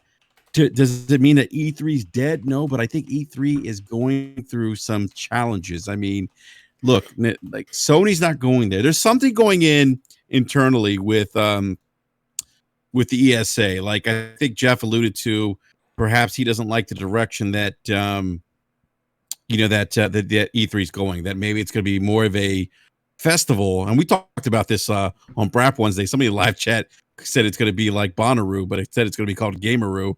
And I think somebody brought up Dancing Bears, but I think that is probably what's, and I think Sony even insinuated that they didn't necessarily like the direction that E3 is going. So it sounds like it's going to be more, not carnival. That's a bad word, but more like a Bonnaroo type thing, as opposed to a traditional trade show. It's really focused on people in the industry as opposed to the fans. Not that I love that the fans go there, but E3's never been really a fan show. It's always been a trade show. I think it's nice that they've included the fans. I think they probably had to, because you have shows like PAX and PAX East, PAX West, PAX South that have really gained a lot of traction over the last 15 years. But this is kind of big. But Jeff's kind of leaving the door open that, hey, I'm not saying I'll never come back, but this does raise an eyebrow. Like, Sony's not there for 2 years in a row. Obviously, Sony, what that's shown me is that, you know what? You could be a hardware manufacturer, and with the advent of social media and YouTube influencers, and you could have your own show like Sony used to do the PSX, the PlayStation experiences, and they do the state of play. Nintendo does, the Nintendo Treehouse. Do you really need E3? Do you really need to spend that money? Well, you could probably spend that money and invest it in social media and maybe have more of an impact. Well, here's the thing with Sony. This is the quote unquote insider information that I have from somebody that I know that works there. Inside info. Is that late breaking? The reason why PlayStation is really wanting to do the E3 thing is because they want to get more people hands-on with the PlayStation 5 than they have, and the PlayStation games than they have in the past at E3, because E3 has created lately a bigger line of people to, they want to get more people with their hands on than they have in the past, because at E3 it seems like I've never been there, and I refuse to go because the lines are ridiculous, and that's exactly why Sony is bowing out, basically, is because they want to get the hands on treatment from everybody in the industry, plus gamers. It's basically why they want to do it. I think it's a little more. People aren't giving it enough credit, but the statements that Sony put out, the statement that Keighley put out, a couple of things stood out to me. Was Sony was talking about the vision of E3 isn't what they wanted, and Keighley said, what did he said exactly? He said exactly, I'm not comfortable with the direction, and I'm like, this year, yeah, I'm not comfortable. Like, what is the ESA doing that's not making him comfortable? Is it like to participate in the consortium or anything like that? And then Sony saying the vision isn't what is up to snuff for them. We all know Keighley's gonna host the unveiling of the PS5, and so he ain't well, I don't. I mean, but look. The thing is, he never. This is the thing. He never said he was. He just never said he wasn't going to E3. He just said he wasn't going to participate in E3 like he did in the past. I think people kind of overlooked that. Yeah. They just say, "Oh, Jeff Keighley's not going to E3." I was actually going to push out. I actually had a thumbnail and everything for that video made, and I actually shot and made that video. And when I kept reading the article, I was like, he really never said he wasn't going to E3. He just said, "I'm not going to support E3 the way I did in the past." So he could still be there and do things on the outside, but it's only going to be basically for him and not for what he was doing, like how he was streaming for YouTube and all that other stuff on the behalf of the ESA. So I think he'll be in his own capacity, but Sony, with them being such a bigger brand, they just didn't like the direction that they were going in. And I think people gave Sony a hard time for saying, well, 2 years in a row, not going to E3. Why aren't they going to E3? They need to be there. But it just seems like ever since the whole doxing situation last year, then all this news came out right after the E3 press release got released of all the people that's attending E3, all the developers and all that stuff. So it's a real serious security issue with that. And then a lot of people started pulling out as soon as that information came out. Interesting point. From what I heard about, that has a lot to do with it too. From what I heard about, hold on. From what I heard about about Jeff Keighley, the reason why he's not going to be at E3, well, not necessarily being there in general, but the reason why he's not hosting anything at E3 is because he was trying to help out E3 to get more people, industry people, leaders there, and people like that there, and since it failed, he feels like he doesn't need to be there now. That's the reason. Let me say this real quick. Shout out to 00 Rain again. It makes a great point, and I want to kind of tie this in. We won't jump subjects. I want to hear what Xbox got to say. But he says, all praises and blessings to Sony. They were right to pull out. They saw the writing on the wall from the jump. While people chastise them, #visionaries. And it's funny because that kind of reminds me of something. So shout out to Rain for making that point. I'll never forget about 2 years ago at the WWDC, which Apple puts on every June, when they came out and said from now on moving forward, I believe it was with their 10 series iPhone, they were going to get rid of the 3.5 millimeter jack for headphones. And it was #courage. And everybody was like, this is the end of Apple. They don't know what they're doing. And now you got Samsung and everybody else getting rid of their jack. So I remember you being so excited about remember that? Dude, I don't know. Listen, I got news for you guys. Just from the world of growing up the way we all did, and everybody on this panel should know what I'm saying when I say this, right? We have so many goddamn wires everywhere. I want to live in a wireless world if that ever is. I'm going to be 105 if I can last that long. And it will finally have a wireless system so we can walk around, not trip over. Have you ever looked behind your entertainment center? There's a reason you have it. You're frightened. It's terrible back there. Nobody wants to go back there ever. But, right, so great point out there. Shout out to Rain. And let me just do a quick shout out and say thank you again. It is outstanding to have the JD Gamer back in. He says, we have to stop fighting the last console war. Microsoft doesn't want to sell the consoles. They want to sell the platform. That's why XCloud is dangerous. It's a Trojan horse, and it turns every phone into an Xbox in all territories. JD, you're not really wrong with that. However, the jury is still out on whether or not that idea is going to work. Mooch, there's also a deeper dive into that. It's not well before you get into that deeper dive, just real quick, because Dark said something about the reason why Sony decided they weren't going to be at E3 this year, and it was basically to get the games in more the hand. They're going to focus on smaller shows and stuff like that. Now I was like, well, I'm going to take them for their word. Let's see what's going on. I have to give props to Sony here for being, they're going to be at PAX East. You're going to be able to play The Last of Us Part 2 there. So, what they're saying, their actions are matching up to what they're saying. So when it comes down to it, if Sony decides that they want to stick to the smaller kind of like venues and really get like games in the hands of people and stuff like that, more power to them, man. I got to give them props for kind of sticking with what they said. That's all I want to say. No, that's a good point. It does hold water. Let me do this, guys. So let's kind of jump right to that. So just this past week, iPhone users or iOS device users were given the ability to enter the alpha or whatever you want to call it, beta of XCloud. And I thought to myself, I'm like, wow, that's great. I'm like, that's my world. That's where I live. That's my address. I love it. Problem is, Master Race. You both, Mooch. Thanks. Well, there's a few. Eric, what did you say? That's an iPhone Master Race. Thank you. Oh, right. Stop. Yes. Stop. Thank you. No. But here's the problem, guys. Before we get too excited, then I went ahead and did a little reading, and it's one game. It's Halo. You only have one game? Halo 5. So far, yeah. Halo That's 5. it. Oh my god, I have like it's actually 40 games. It could be worse. It could be no games. I'm saying. It could be like Stadia. Well, listen, leave Stadia out of it. Leave Stadia out of it. Listen. It's a low blow, Enrique. Well, here's my thing. Stadia's got some big game announcements. Serious Sam collection's coming. Yes. Yeah, well, listen, I got news for you. Halo 5's not far behind it. Frames a second. Listen, I got news for you. I don't know. My whole thing is this. I get the whole thing with like XCloud's doing it right? They're not charging anybody. But my God, I mean, they're like, it's like squeezing blood out of your thumb to get a game. I mean, one game on iPhone, one game.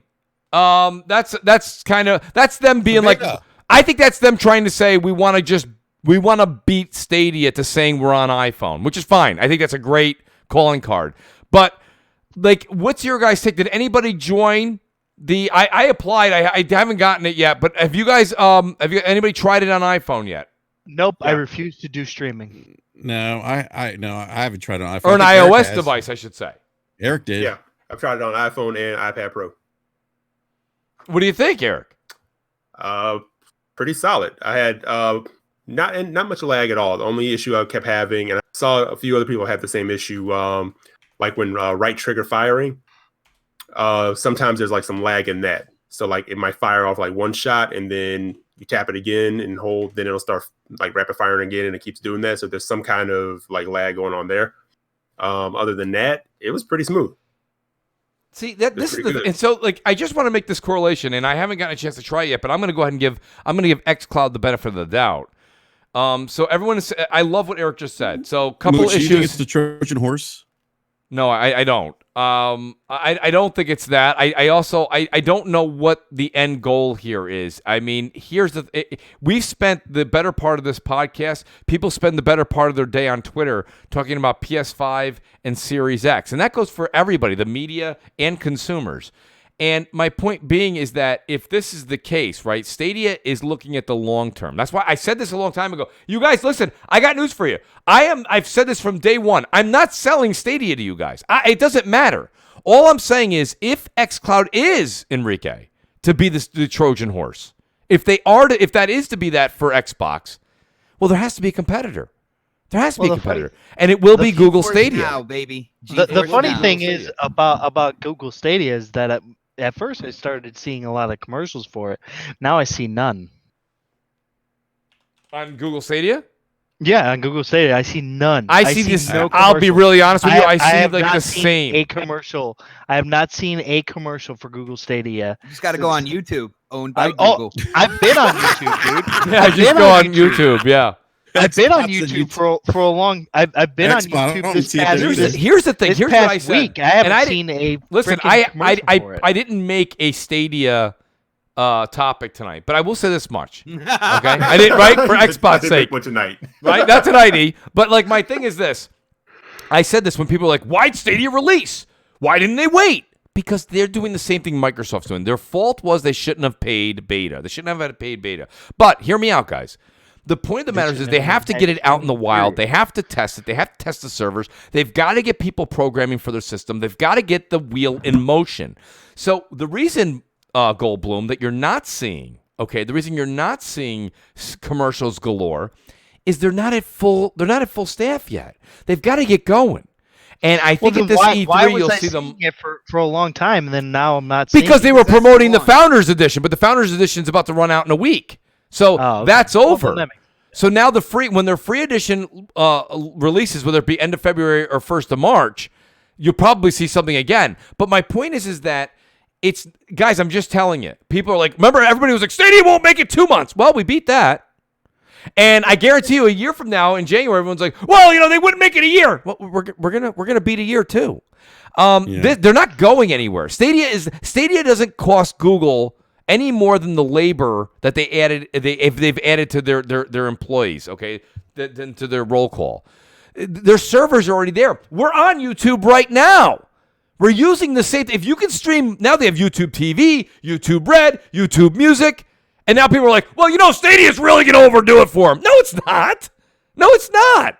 So the thing about it is this: if XCloud, this has been Mooch's like my MO from day one. I'm not telling you to like Stadia. I'm just saying, if you firmly believe that xCloud is the future, then believe me, Stadia is xCloud's competition. And I know that's laughable now. xCloud's going to have a but better it will price be. point, brother. Well, we don't know in the future what the future holds. We didn't know that Game Pass was coming. Well, we didn't know all these things. Flexible that could possibly be a thing moving forward. All these streaming services. Shout out to Stadia could turn out to have the worst. Shout out to Salty. Salty's Gaming goes, Mooch is trying to sell Stadia at least. I'm not selling it. I'm just trying. Listen, Mooch, go ahead and read. I think you sell Stadia more than anybody. I'm better. I'm better than Stadia at Stadia. Go ahead. Phil Harrison should hire you. But I want to say something like regards to xCloud, because I see a lot of people saying like it's going to be. I'm not trying to pick on JD Gamer, by the way. I think he makes a good point about xCloud. Like xCloud. Look, I'm not going to argue that xCloud works great. I mean, I love it. Like I thoroughly enjoy it. As far as it being a Trojan horse and turning every phone into an Xbox, yeah, it's going to turn every phone into an Xbox for someone who already owns an Xbox console.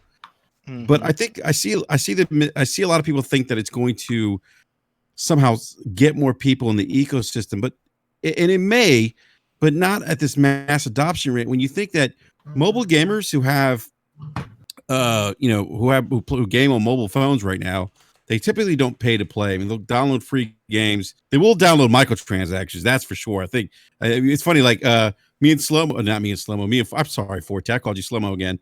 Forte and I think had it. We were doing a rant or something, or maybe it was a podcast.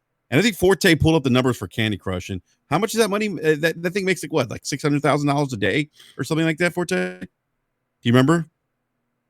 Forte's not there. He's muted. He's muted. All right. So it makes a shitload of money. Right. I was saying like we like Candy Crush. Like how much you looked it up? How much money does it make a day? Like $633,000 a day. Yeah, so I'm not on the wagon that thinks that somehow that xCloud is going to get more people buying into the ecosystem per se. That's the most popular mobile game anymore. Like that was the most popular mobile game like a few years back. Oh no, it's still making a lot of money. I mean, it may not be. I'm so happy that my mom decided she's going to stop playing it makes $930,000. I mean, what was it? $930 million annually. Annually, Jeez. Almost $1 billion annually. Activision Blizzard bought it for like $5 billion. So But to my point is that I don't think that XCloud is going to be something where, it's going to get a lot of people buying into Xbox, because those people that are mobile, if they haven't bought a gaming console or gotten into console gaming, they're not going to right now, because they would have done it by now. And and those gamers, the mobile gamers, they don't pay to play per se. Like, they download Candy Crush and they'll buy microtransactions.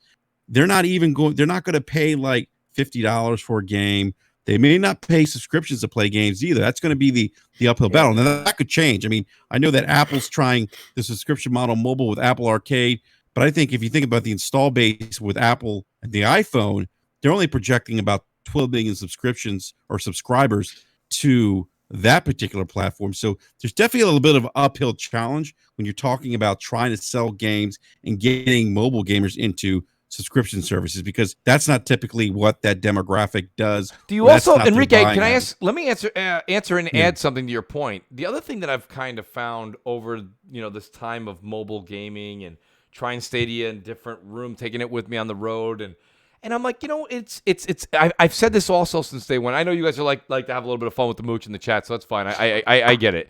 But like, it's a viable option. Like, I watched, there was 3 people today that, right? Absolutely. There was 3 people that I saw saying, I love that I can play XCloud on the phone, right? And they took a picture on Twitter and they posted it. Do you know where they were? All 3 people that I saw today? In their living room. Yeah. And I'm like, well, I know you're trying to prove a point and it's cool, but the fact that you took the picture in your living room tells me that you're saying the tech is cool, but as soon as I'm done taking this Twitter pic, I'm going to go throw this game on my 65-inch television set. So, right? So my point being is that it's a viable option. And take it from me, Jay. J-Dubs is here. It's a great option. Jay knows. Jay, we go back and forth. We talk a lot about Stadia just bullshitting back and forth, right? Oh, yeah. And, we do. And, for real, though, in all honesty, it's a viable option when I travel for work, you travel. Like, when we take it on the road, it's cool, right? But when you got those, I've seen your setup, you've seen mine. When you see the setups we got at home, are you jamming out on your Galaxy S10 or on your iPhone when you got a 65, 75, 80-inch television in front of you? Nope. It's plugged into the surround sound and the OLED. Exactly, and that's what I'm trying to say. So when everybody thinks that because your Xbox is on your phone, who in their right mind, even if you're a PC gamer like our good friend Enrique, okay, Enrique, now your monitor is a 27-inch or is it you have the 32? What do you got? 32. No, okay. 27. 27-inch, okay. So even that, do you see yourself sitting down at your desk and going, you know what? I got the convenience right here in my pocket. Let me pull it out. No, you're not. I don't. And, and I might use it. The other issue is the controller. Like, I took the my mobile phone out and my controller with me one day at the barbershop, and people were kind of looking at me funny. So, right? I mean, it's not the best way to game per se, lugging the controller around, but it's definitely a nice option. But if I'm home, I'm playing on PC. I'd honestly would rather play on a Switch than play XCloud or Stadia or anything like that. I was just gonna say that. Look, it's more natural if you're sitting in the barbershop. It's more natural, than having like a phone attached to the top of your controller. I can't do it, man. I cannot do that whole streaming thing. And I can't. I'm old school, and I'm probably gonna die like a dinosaur. But I just cannot do the streaming. It bothers the crap out of me because it's like I would rather own my game. Yes, of course I do buy future. I do buy a lot of my games digital, but I do still to this day still buy some of my games physically because I like having that physical thing in my hand. So it's just it's hard for me. Shut up! God damn it! I knew he was gonna say that. Forever fourth graders, man. Right? Yeah. I don't care if you're 3 years old or 70 years old. You're still gonna think that shit's funny.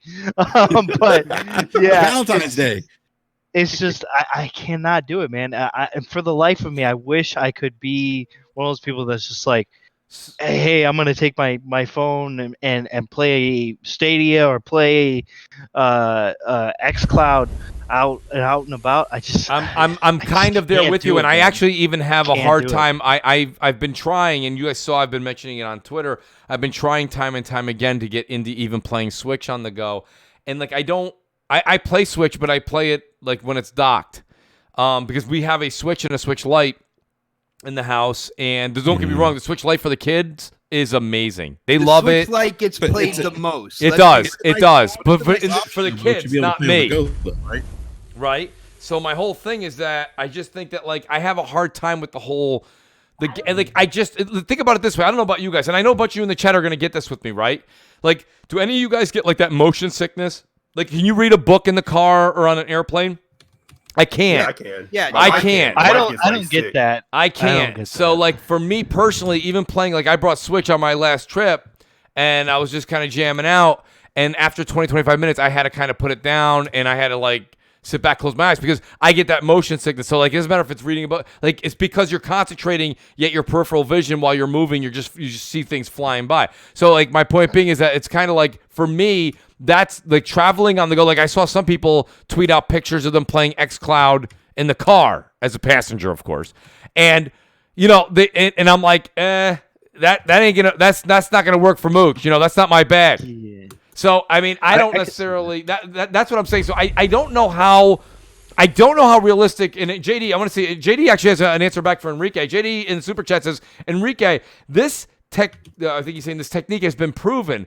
Take away the cost of entry to anything, and adoption goes up. They will be viable in markets that are not in the right now. It's a casual thing, i.e., it's for them. That's an interesting point. And then Free Jack, thanks Free Jack, always good to see Free Jack. He says, Xbox has a deal in South Korea for xCloud with a cell phone provider. They will leverage deals like this to expand the Xbox ecosystem. That's the same thing that Google Stadia is doing with Verizon here in the States, and I believe BT over in the UK. Go ahead, Enrique. Yeah, well, my point that JD's kind of like, he's saying it's a casual thing. Well, the casuals aren't buying consoles. So what's the end game? So what's the entry point for Microsoft? If they're going to charge a subscription fee, that's an uphill battle for casuals that are on mobile, because they don't pay. They're not going to buy the games either. They're not going to buy the game. So and they're less likely. They might buy one. They might buy like Call of Duty or something like that. Yeah, and they're less likely to adapt a subscription model, because if they were interested, if that market was viable, they would be doing it already, because there's an option. Now I understand it not being like for regions. Like I think xCloud probably makes more sense for Microsoft in terms of making inroads into markets like Asia, China, Japan. But the challenge area is South Korea. Are they going to market this thing as a console? And then can they make the pricing model advantageous for people to actually adopt it, who play if they are playing on mobile, to make it advantageous for them to make that switch or invest in that ecosystem where they're already invested in the ecosystem where they don't have to pay to play games. I hope that makes sense, but that's my long-winded answer. No. Woo. It makes perfect sense. I think it holds water. I mean, that myself personally, I think that the future is yet to be known. I do think JD made some good points. I think Enrique made some good points. Heck, I think Mooch made some good points. Yeah. I'm not saying 110% it's not going to work, but there's challenges with it. There's obvious challenges. I completely agree. Now, I want to bring up a couple things. I wanted to talk about this real quick because I didn't get a chance to talk about it last week because we didn't have CrossFire. But I want to get your guys' take on it because I didn't get a chance to talk to this great panel. What do you guys think? Past five topics. Well, listen, that's a record for CrossFire. Thank you, everybody. Appreciate that. Thanks for being here tonight for that. That just means that we weren't very talkative tonight. That's all that means. Hit that like, people. 5 topics. Thank you, guys. Please do hit the like button. Share it out with people. Let them know Mooch is still going. This panel's still going. But guys, this is an important thing here. So Rod Fergusson left the coalition. And I really wanted to dig abruptly too. By the way, thank you, Xbot. Thank you. Dude, I'm like the only one. Like I had to argue with like next podcast. I'm like, that was rather like abrupt. Usually they would be. It was back-to-back tweets. Yeah. I mean, I haven't seen back-to-back tweets since Mooch promoting CrossFire 6 minutes ago. That's crazy. Who does them like that? I mean, he goes, guys, it's been great. You know, the whole thing, it's almost like copy and paste now when these guys leave, right? Have we all been reading it, right? And then there's a picture of the whole studio underneath. It's like, it's been great. I've never had, this is amazing. I want to thank Dorothy for the donuts on Tuesday. Nobody does it like that, right? And everybody goes off on this whole rant. Someday. The very next tweet was, hey, Mike, keep my seat warm. I'm coming over to Blizzard. Let's go, baby. Woo! Enrique, I stole your woo. My fault. But, I mean, my thing is this, right? Do you guys think that this is, I understand, and shout out to the Dons in the chat, and Don would call this Tuesday. Oh, he okay? Did. So that's fine. He always does. Right. But this is a big guy. He is do you guys feel like Rod Fergusson is the coalition, or do you think the coalition could sustain itself without him? I feel like Rod had the proper vision for the Gears franchise, and like when he so abruptly kind of like left, you know, I was like, well, I'm a little concerned here when it comes to the franchise. And of course my brothers on the next podcast, they didn't understand why, and I'm like, well, this guy has been there from the beginning. Like he had the vision, so like you kind of take the heart of the franchise out when Rod goes somewhere else. Yeah. And it didn't work out too well. I believe Rod left, and then, you know, another development team made Judgment, and like Gears fans don't even want to talk about Judgment. Like they don't even, they make pretend that game didn't even exist. Never existed. It's like they went to Total Recall, got it erased. What was that game? That game was, I don't even know. Forte proved our point. What the hell was I don't that? know what the game y'all talking about. Was that did that character have blonde hair in that game? Was his name Baird or something? I don't know. But you know, at the end of the day, like, you know, it's just not, it's not an automatic kind of like slam dunk for Gears fans out there. They're in a place where I wonder what they're gonna do with the next Gears that comes out or whatnot, instead of being like just automatically hyped. You know, they know that they have the heart of the franchise, the vision is there. He's not there anymore. So, you know, to me, it's a little like, well, what are they going to do now with the franchise? Eric, let me ask you this, Eric, because I love getting your input on this, because, you know, it's funny. I have a good friend of mine, actually, and his name is also Eric, and he's not the loudest guy, but when he says something, it must be heard. Eric, what do you think about when you saw Cliff Belinsky come out, Cliffy B, great Cliffy B, come out and say, well, now that Rod's gone, right, this is maybe, you know, I'm putting my resume out there. I'm available. What was your take when you saw that kind of back and forth?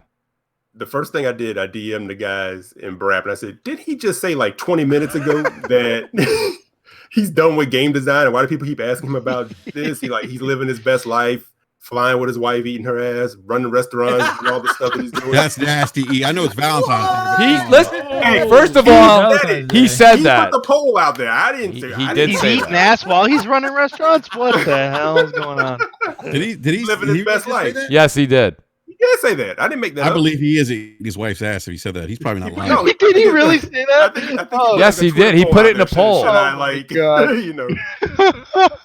So I thought Mooch, I thought it was interesting. I was like, he just kind of said he's kind of done with the whole game design thing, and now he's saying he wants to consult. But I said consulting kind of means I want to dabble, but I don't really want to commit. Right. And I mean, I don't know. I think the relationship between Microsoft and Cliffy B, I think that's expired. I think that's over. I think so too, because the fact that he's tweeting it, the fact that he's tweeting at them about it, he's tweeting at them about it like any game ever. Yeah. You know, but I just think because he's tweeting at them about it on Twitter like a commoner. Know, like, yeah. And honestly, like it's kind of like when Xbot on Twitter is like, you know, he'll write to 343. He'll be like, "I'm available if you need my input." Right, Xbot, right. You always throw one of those out and there, and they never answer me. I have should. No idea why, man. They should. You look like a crazy person. That's why. Oh, come on, Goldblum. You not love Goldblum on a podcast. They're like, oh, he's like Cliffy B. Never mind. I tweet the 343. They're fine. I tweet the Xbox about getting Larry Herb's position. Enrique, you think they're fine? I mean, I think like one bad. I think it was one bad mother in the live chat said that you know, that he set the kind of tone in terms of the company culture there. I'm going to give it the benefit of the doubt. I think they're okay. I mean, obviously there's got to be a blueprint there. I don't think Rod just said, "Hey, all right, I'm taking my toys with me, my blueprints, and F you guys, absolutely, you guys are on your own." I think they're okay. I mean, the people that worked on the game are there still.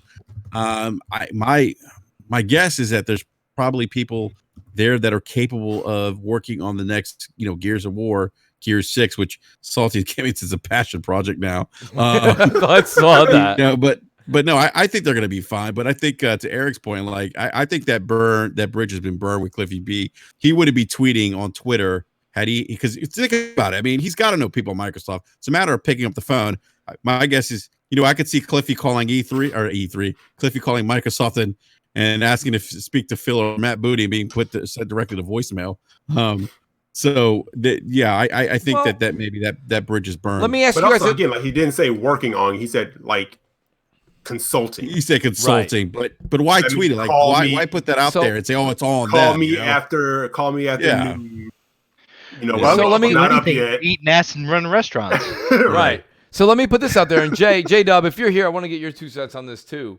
Definitely. Like my whole thing is this. Like I made a couple of comments, Jay, and I don't think you were on the show when I made these comments. Enrique heard this. I kind of felt like Gears 5 for me was like it actually took a step back, and for more reasons than one. It didn't seem like they did anything. I mean, I know they did the skiff, right, and that was supposed to be their version of how God of War was in the rowboat. I get that. I think that fell flat. I think the story made a turn that, yes, I understand a lot of people are like, okay, I'm okay with it. But at this point in the game, when you're in the 5th iteration of a story, you're supposed to make somebody fall in love with it, and people didn't. Right? So my point being, though, is that I think Gears is in the way in its current state is in a decline. And I think the numbers prove that, too, and how quickly it dropped out of the top 20 on Xbox Live or however Xbox quantifies that. Let me ask a question. Go ahead, Eric. This isn't. I'm not taking a dig. So no. This is just valid concern. Yeah. If they announced that Gears 6 was coming in the next 2 years, would you really care? No. Anybody here? Would you really, really care? Oh, no. I would. I like the story from Gears 5, but no, not Xbox. I say that as somebody who loves Gears, and I thought the changes that they made with 5 were great. But I say again, and I know this is a contention point for a lot of people, is I'm confused. What's the question? Eric's asking better than Xboxes. Eric's asking. He basically said if Gears 6 came out in 2 years, would you care? I would be interested in playing it, but that's not what I would you care? I mean, you could be interested in a lot of things, or does it need to go away for a while so people can kind of, Man, put that thing on the shelf. Put it on the shelf. I say mid-generation, bring it out.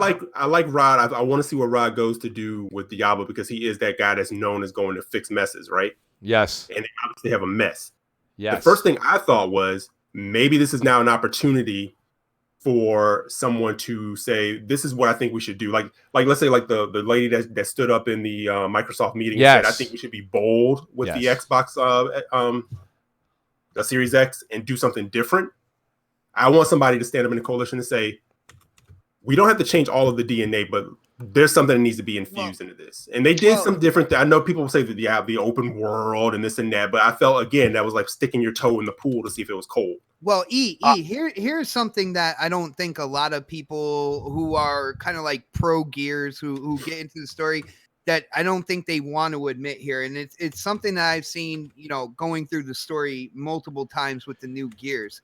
You notice with Halo and how Halo has evolved over time. And some people might like it. Some people might like it, some people might hate it, but you look at a natural evolution of games going from one, iterations going from 1 to like iteration 4, 5, and 6. With Gears, it's all stayed the same. Like when it comes down to it, I feel like these kind of like cover-based shooters, like when Gears first came out, that was a big thing. It's like, oh my goodness, take cover here, you can flank over there and stuff. Yeah. And I haven't seen any type of natural evolution to gameplay right of Gears. Yeah. and that's, You know, that's, and I that's- think For me, if they said tomorrow, hey, we're gonna come out with Gears 6 in 2 years, I would do the same thing I did with Gears 5 and just wait until it comes to Game Pass. Well, Because it's gonna be on Game Pass on day one. That's so all we're gonna do. And- But I think and XBot that's all I'm made. gonna Cool do. with that. I'm I not think here's the buying. interesting thing. I'm not. Right. I didn't buy 5, and I'm not gonna buy 6 because And it's just waste of money. To be honest, Yeah. to me. And Go ahead, here's the interesting thing. The other GOW, God of War, I remember when Ascension came out, after I played that, I was like, if the next one is this, I'm done. I can't do this Trash. anymore. Yeah. Right? I said, Yeah, it I've kind wasn't of good. outgrown this type of thing. And then when they kind of went and reinvented, the DNA of God of War is still there. But But it Oh, yeah. felt like there's an infusion of something that was like fresh put into it, right? Yeah. Absolutely. Great examples And- by Eric yeah. and great examples by XBot to kind of Yeah. what XBot just said. I'm sitting here the whole time saying that's how I feel. Like Yeah, that's how I feel he too. nailed it. Like you go from Gears 1 and the wow factor that was for all of us to Gears 5, except for the numbers changing and of course with the times, of course the graphics and the resolution, everything got better. I understand that, but it feels like the same exact thing, and it's like there needs to be that infusion of something new that Eric's talking about that God of War was able to do. And don't get me wrong, that was a huge risk.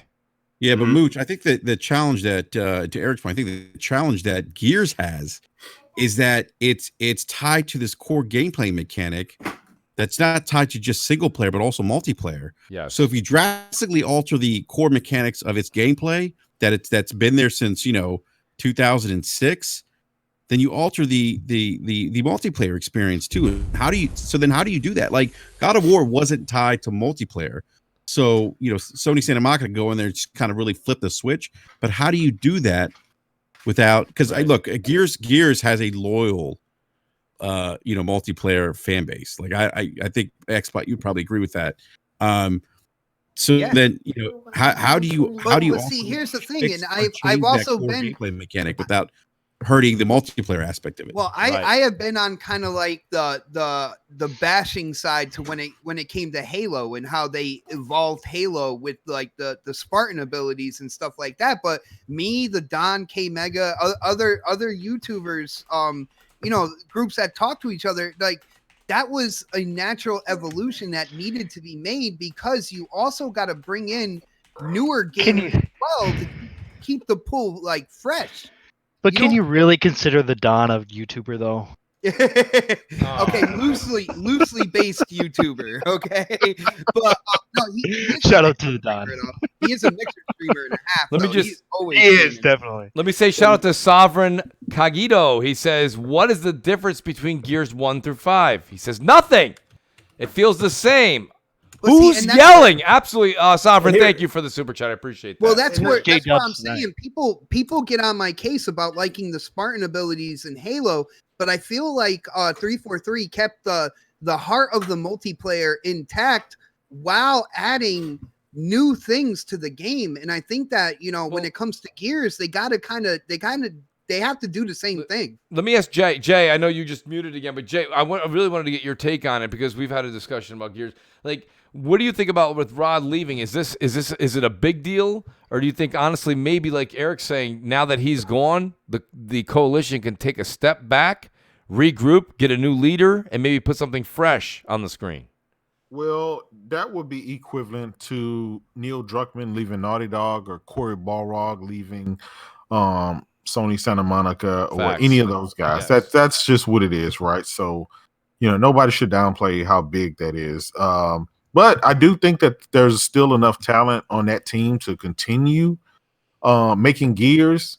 The problem with Gears is I'm not gonna lie, it's the same problem that you have with Halo and and maybe Forza. Talk about my Halo, man. To a lesser extent, and that's the fatigue. When those are your core franchise games, the only franchise games you have, and you keep repeating them every 2 to 3 years like clockwork, I think it lessens the value in this less amount of time that the team will be willing to spend on recreating something from scratch or Yes. recreating a new experience. And yes, over time you can add skiffing and little things here and there. But think about God of War. When you play God of War 3 versus you playing this new God of War, two totally different games, right? But in some kind of way, it still brought you back to the same experience, but you were just floored.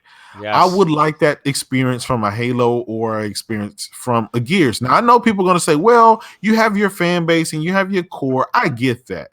But you've cranked out enough of these things to know that, you're going to have to do something different, because eventually that core is going to move on, or, you're going to have to expand beyond that. Now, God of War 3 was that hack and slash. And that was good for that time. God of War 3, by the way. I still think hack and slashes are great games. So no, they're good. Listen, there's a place for them. But I think there was a fatigue. There's a place for them. But when you've extended those over several generations, at what point in time you say this is a new generation? You got all this power, and all you're going to do is keep on with the same hack and slash or the same first person shooter or the same. Do something different. I know some people don't like the changes that Halo have made in the past with changing the different things. And people wanted to go back to what the core Halo was, but I don't think that that's going to change it. You're going to have to do something totally new, and that may be putting a new head of the studio and somebody come up with fresh ideas. Yes. Honestly, in my opinion, God of War 2018 is way better than God of War 3. I'm sorry, but it is. In my opinion, that's why you're not on next podcast. We just found out the criteria, Goldblum. Hey, don't be giving out that information to people, bot. Damn it! You heard it here first, people. No, but that's the thing that he's talking about. Bot only played God of War 2018 for like 5 minutes and said it was trash. Well, I wasn't fatigued. I wasn't that's fatigued through generations of God of War either to feel the way that J-Dub did. I wasn't like past fatigued. iterations. I wasn't fatigued with God of War. Well, he said that doing the same thing over so many generations. I just felt like God of War 2018 was a better game in terms of just look at what Jay said a second ago. It was kind of slower, right? I think it was how many iterations. It reminded me of an RPG. That's why I like God of War 2018. What Jay said, though, that I kind of took away from his comment that I thought really held a lot of water was that you have to look at the franchise games for Sony and Microsoft.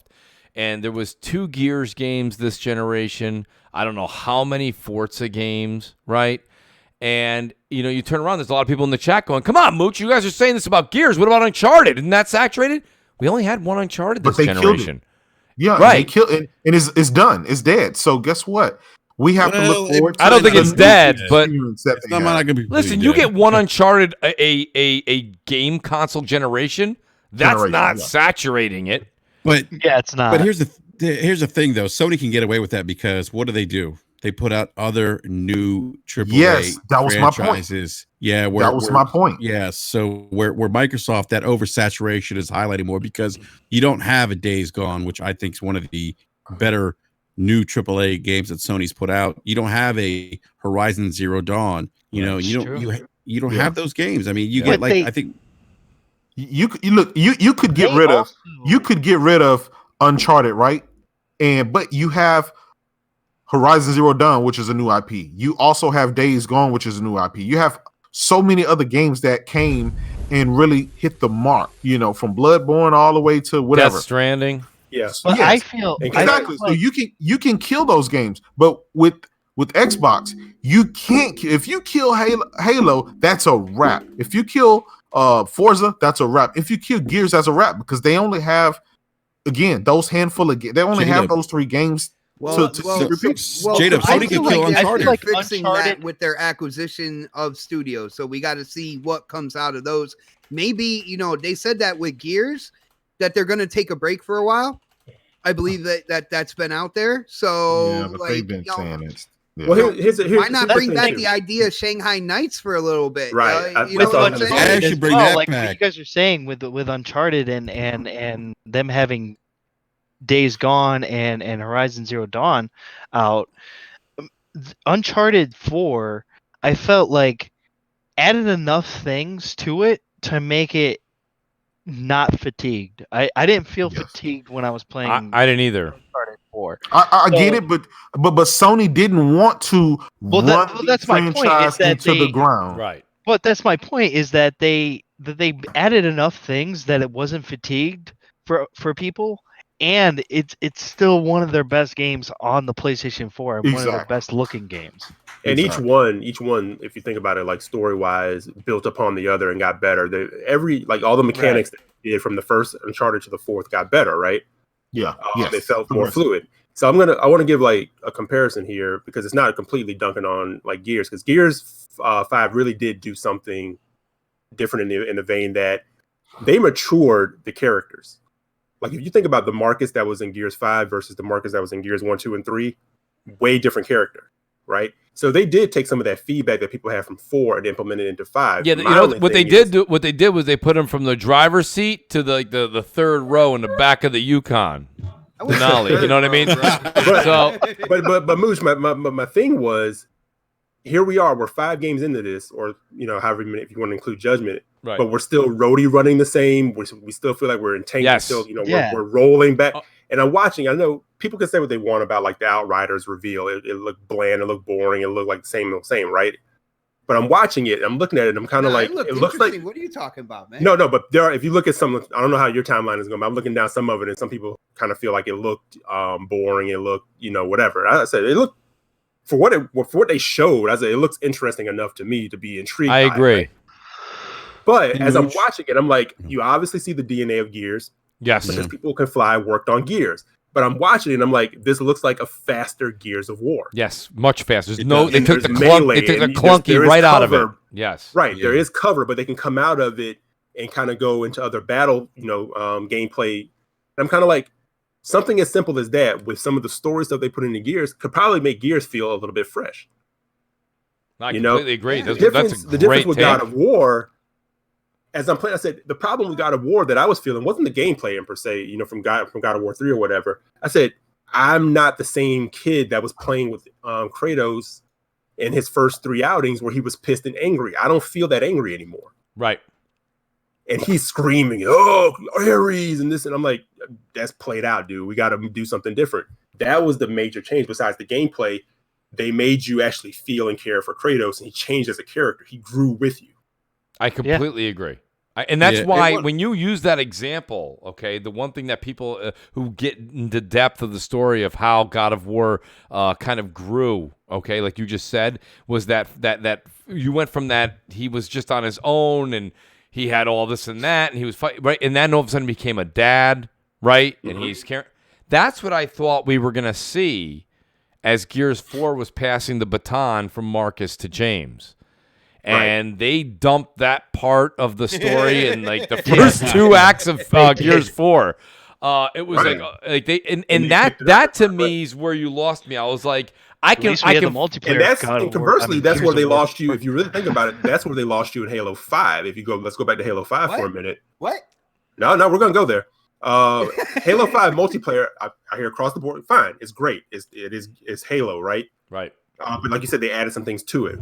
The problem with that campaign, they sold you on this marketing thing where it was about to go down. Chief was being hunted by this Chief First Lock, Ferrari versions of Spartans who were updated, and he was going to get his boys, and it was about to be on. And all we got was a kick to the visor. Right. That's right. Which broke Halo lore, by the way. That would have never happened. Yeah. Hashtag lock dies in the first 6 minutes. What they're gonna have to find, I don't know what Infinite. I don't know what Infinite is gonna be, but 343 has this problem of like with 4, they delivered a pretty good story, but the multiplayer was In 5, they delivered great multiplayer. The story was They got to figure out how to get both together. See, with Halo Infinite, from what I'm hearing that they're doing with the RPG elements and the ability to kind of go left or right and build kind of like your suit up as you're going through the story, that'll be something we've never seen in Halo before. That could be monumental in terms of moving the franchise forward. So that's one of the main reasons why I'm excited for that. And then the other reason why is because the Slipspace engine is the first engine completely built with this generation of consoles coming up completely in mind. Yeah. You see what I'm saying? Let me give a quick shout out. Right there. Let me give a quick shout out to JD Gamer. He says J-Dub is right, except single player narrative driven third person action games will be a fatigued genre really soon. It depends. I don't think so. Outriders. Outriders is a third person starting the next generation. Now, I mean, look at some of the best selling games pretty much this generation. They've all been third person games. Grand Theft Auto, Red Dead. Yeah, Red Dead. Yeah. Even though it may not have broken sales records, but it was big for its time. Even Death Stranding was that a third person. It is going to get to a point. He has a point. It might not be like right around the corner. That's true. But after a while, you have so many of those third person action adventure, heavy story driven. Yeah, but Xbox. What's funny? We all how many first person shooters we have. I was just gonna say we all have short term memory, because what Eric just said is right. We were all complaining that everything's first person shooter like 5 years ago, 6 years ago. Everybody's bored of it. COD's still killing it. Of course they are. Yeah, I mean, Call of Duty's the best selling. COD's a different. But it's the same genre though. First person shooter. Oh, dude! That's the point. Make a brand new first-person shooter and see how hard it is to get into that genre and be successful. I mean, that's not the argument you were making, though. You were saying that if you make a good game, people will come. It'll be good, right? That's what I said. Like whether it's a third-person shooter, a MOBA, and I'll say this much: you want to get crazy with Halo, like what Xbox. You want to get crazy with that. What if you're not playing as Chief for the first time ever, and you create your own Spartan with the RPG elements, and you're in the battle? Oh, I would do that. Spartan Xbot, baby. Let me. What if we get a? How dope would that be? What if we get a third person? A third person Halo game. Halo Reach. Yes, that would be awesome. I've said that for the longest, J-Dub. I would love that. No, like what third person? Xbox, what do you have to fear, bro? What do you have to fear? No, I just don't. I don't want a third person. I like the first person perspective. But you've been getting that for 15 years. Longer than that. I just said 20 years. You've been getting the same thing. Like, how many third person like action adventure games are no, I mean Halo specifically. Like, we're talking about how to Halo as a franchise has so much potential to go beyond Halo War. Yes, and Xbox third person is a cheap way. You might love it though. It expands the worlds in that view. Tell that to the last 20 game of the years. I mean, look at pretty much. You're not going to convince me either way. Almost every RPG. What do they have to lose though? Well, that's the thing. Every RPG nowadays. They have to lose me. Nowadays, except for maybe Cyberpunk. I should be worried then. No, I like it. Hold on. Take away the core Halo. Never take that away, right? The thing is that with if they do that with Halo, where they put it in third person, if you look at a lot of the RPGs nowadays, they're in that third person view, except for maybe Cyberpunk or the Elder Scrolls or Fallout, things like that. But for the most part, they do that like when the RPGs come out, they're mostly in that third person view. So you're like, that's gonna get fatigued. I don't see it, man. Let me do this, guys. Here it is. We're well over the 2-hour mark, and I know that you guys want a game, and it's Valentine's Day. I know you guys got someone staring at you right now, being like, "You're still talking to Mooch." Let me throw this one thing out. Go ahead, E. I want to say this because I talked to Undead about this, and I said, keep the core Halo, right? But what if you break genre and you say, you know what, we're gonna do a Splinter Cell style Halo game, where you're not a rogue Spartan per se, but you're a Spartan that goes on covert mission that's off the books, off the record, and you go behind like the enemy lines to do different things. You're faster, you're sleeker, you're this and this and that. Oni edition right there, brother. What's that? That would be the Oni edition. Oni is kind of like they do those special ops, right? Like secret. But how would that would infuse again? That would be cool. That'd be a good spin-off. I wouldn't make it the core Halo game. No. I'm not saying the core, but I'm saying. Oh, okay. All right. See, now I'm saying you're always gonna have your core Halo. How about new enemy types? That too. The Covenant. Like I'm tired of the Covenant.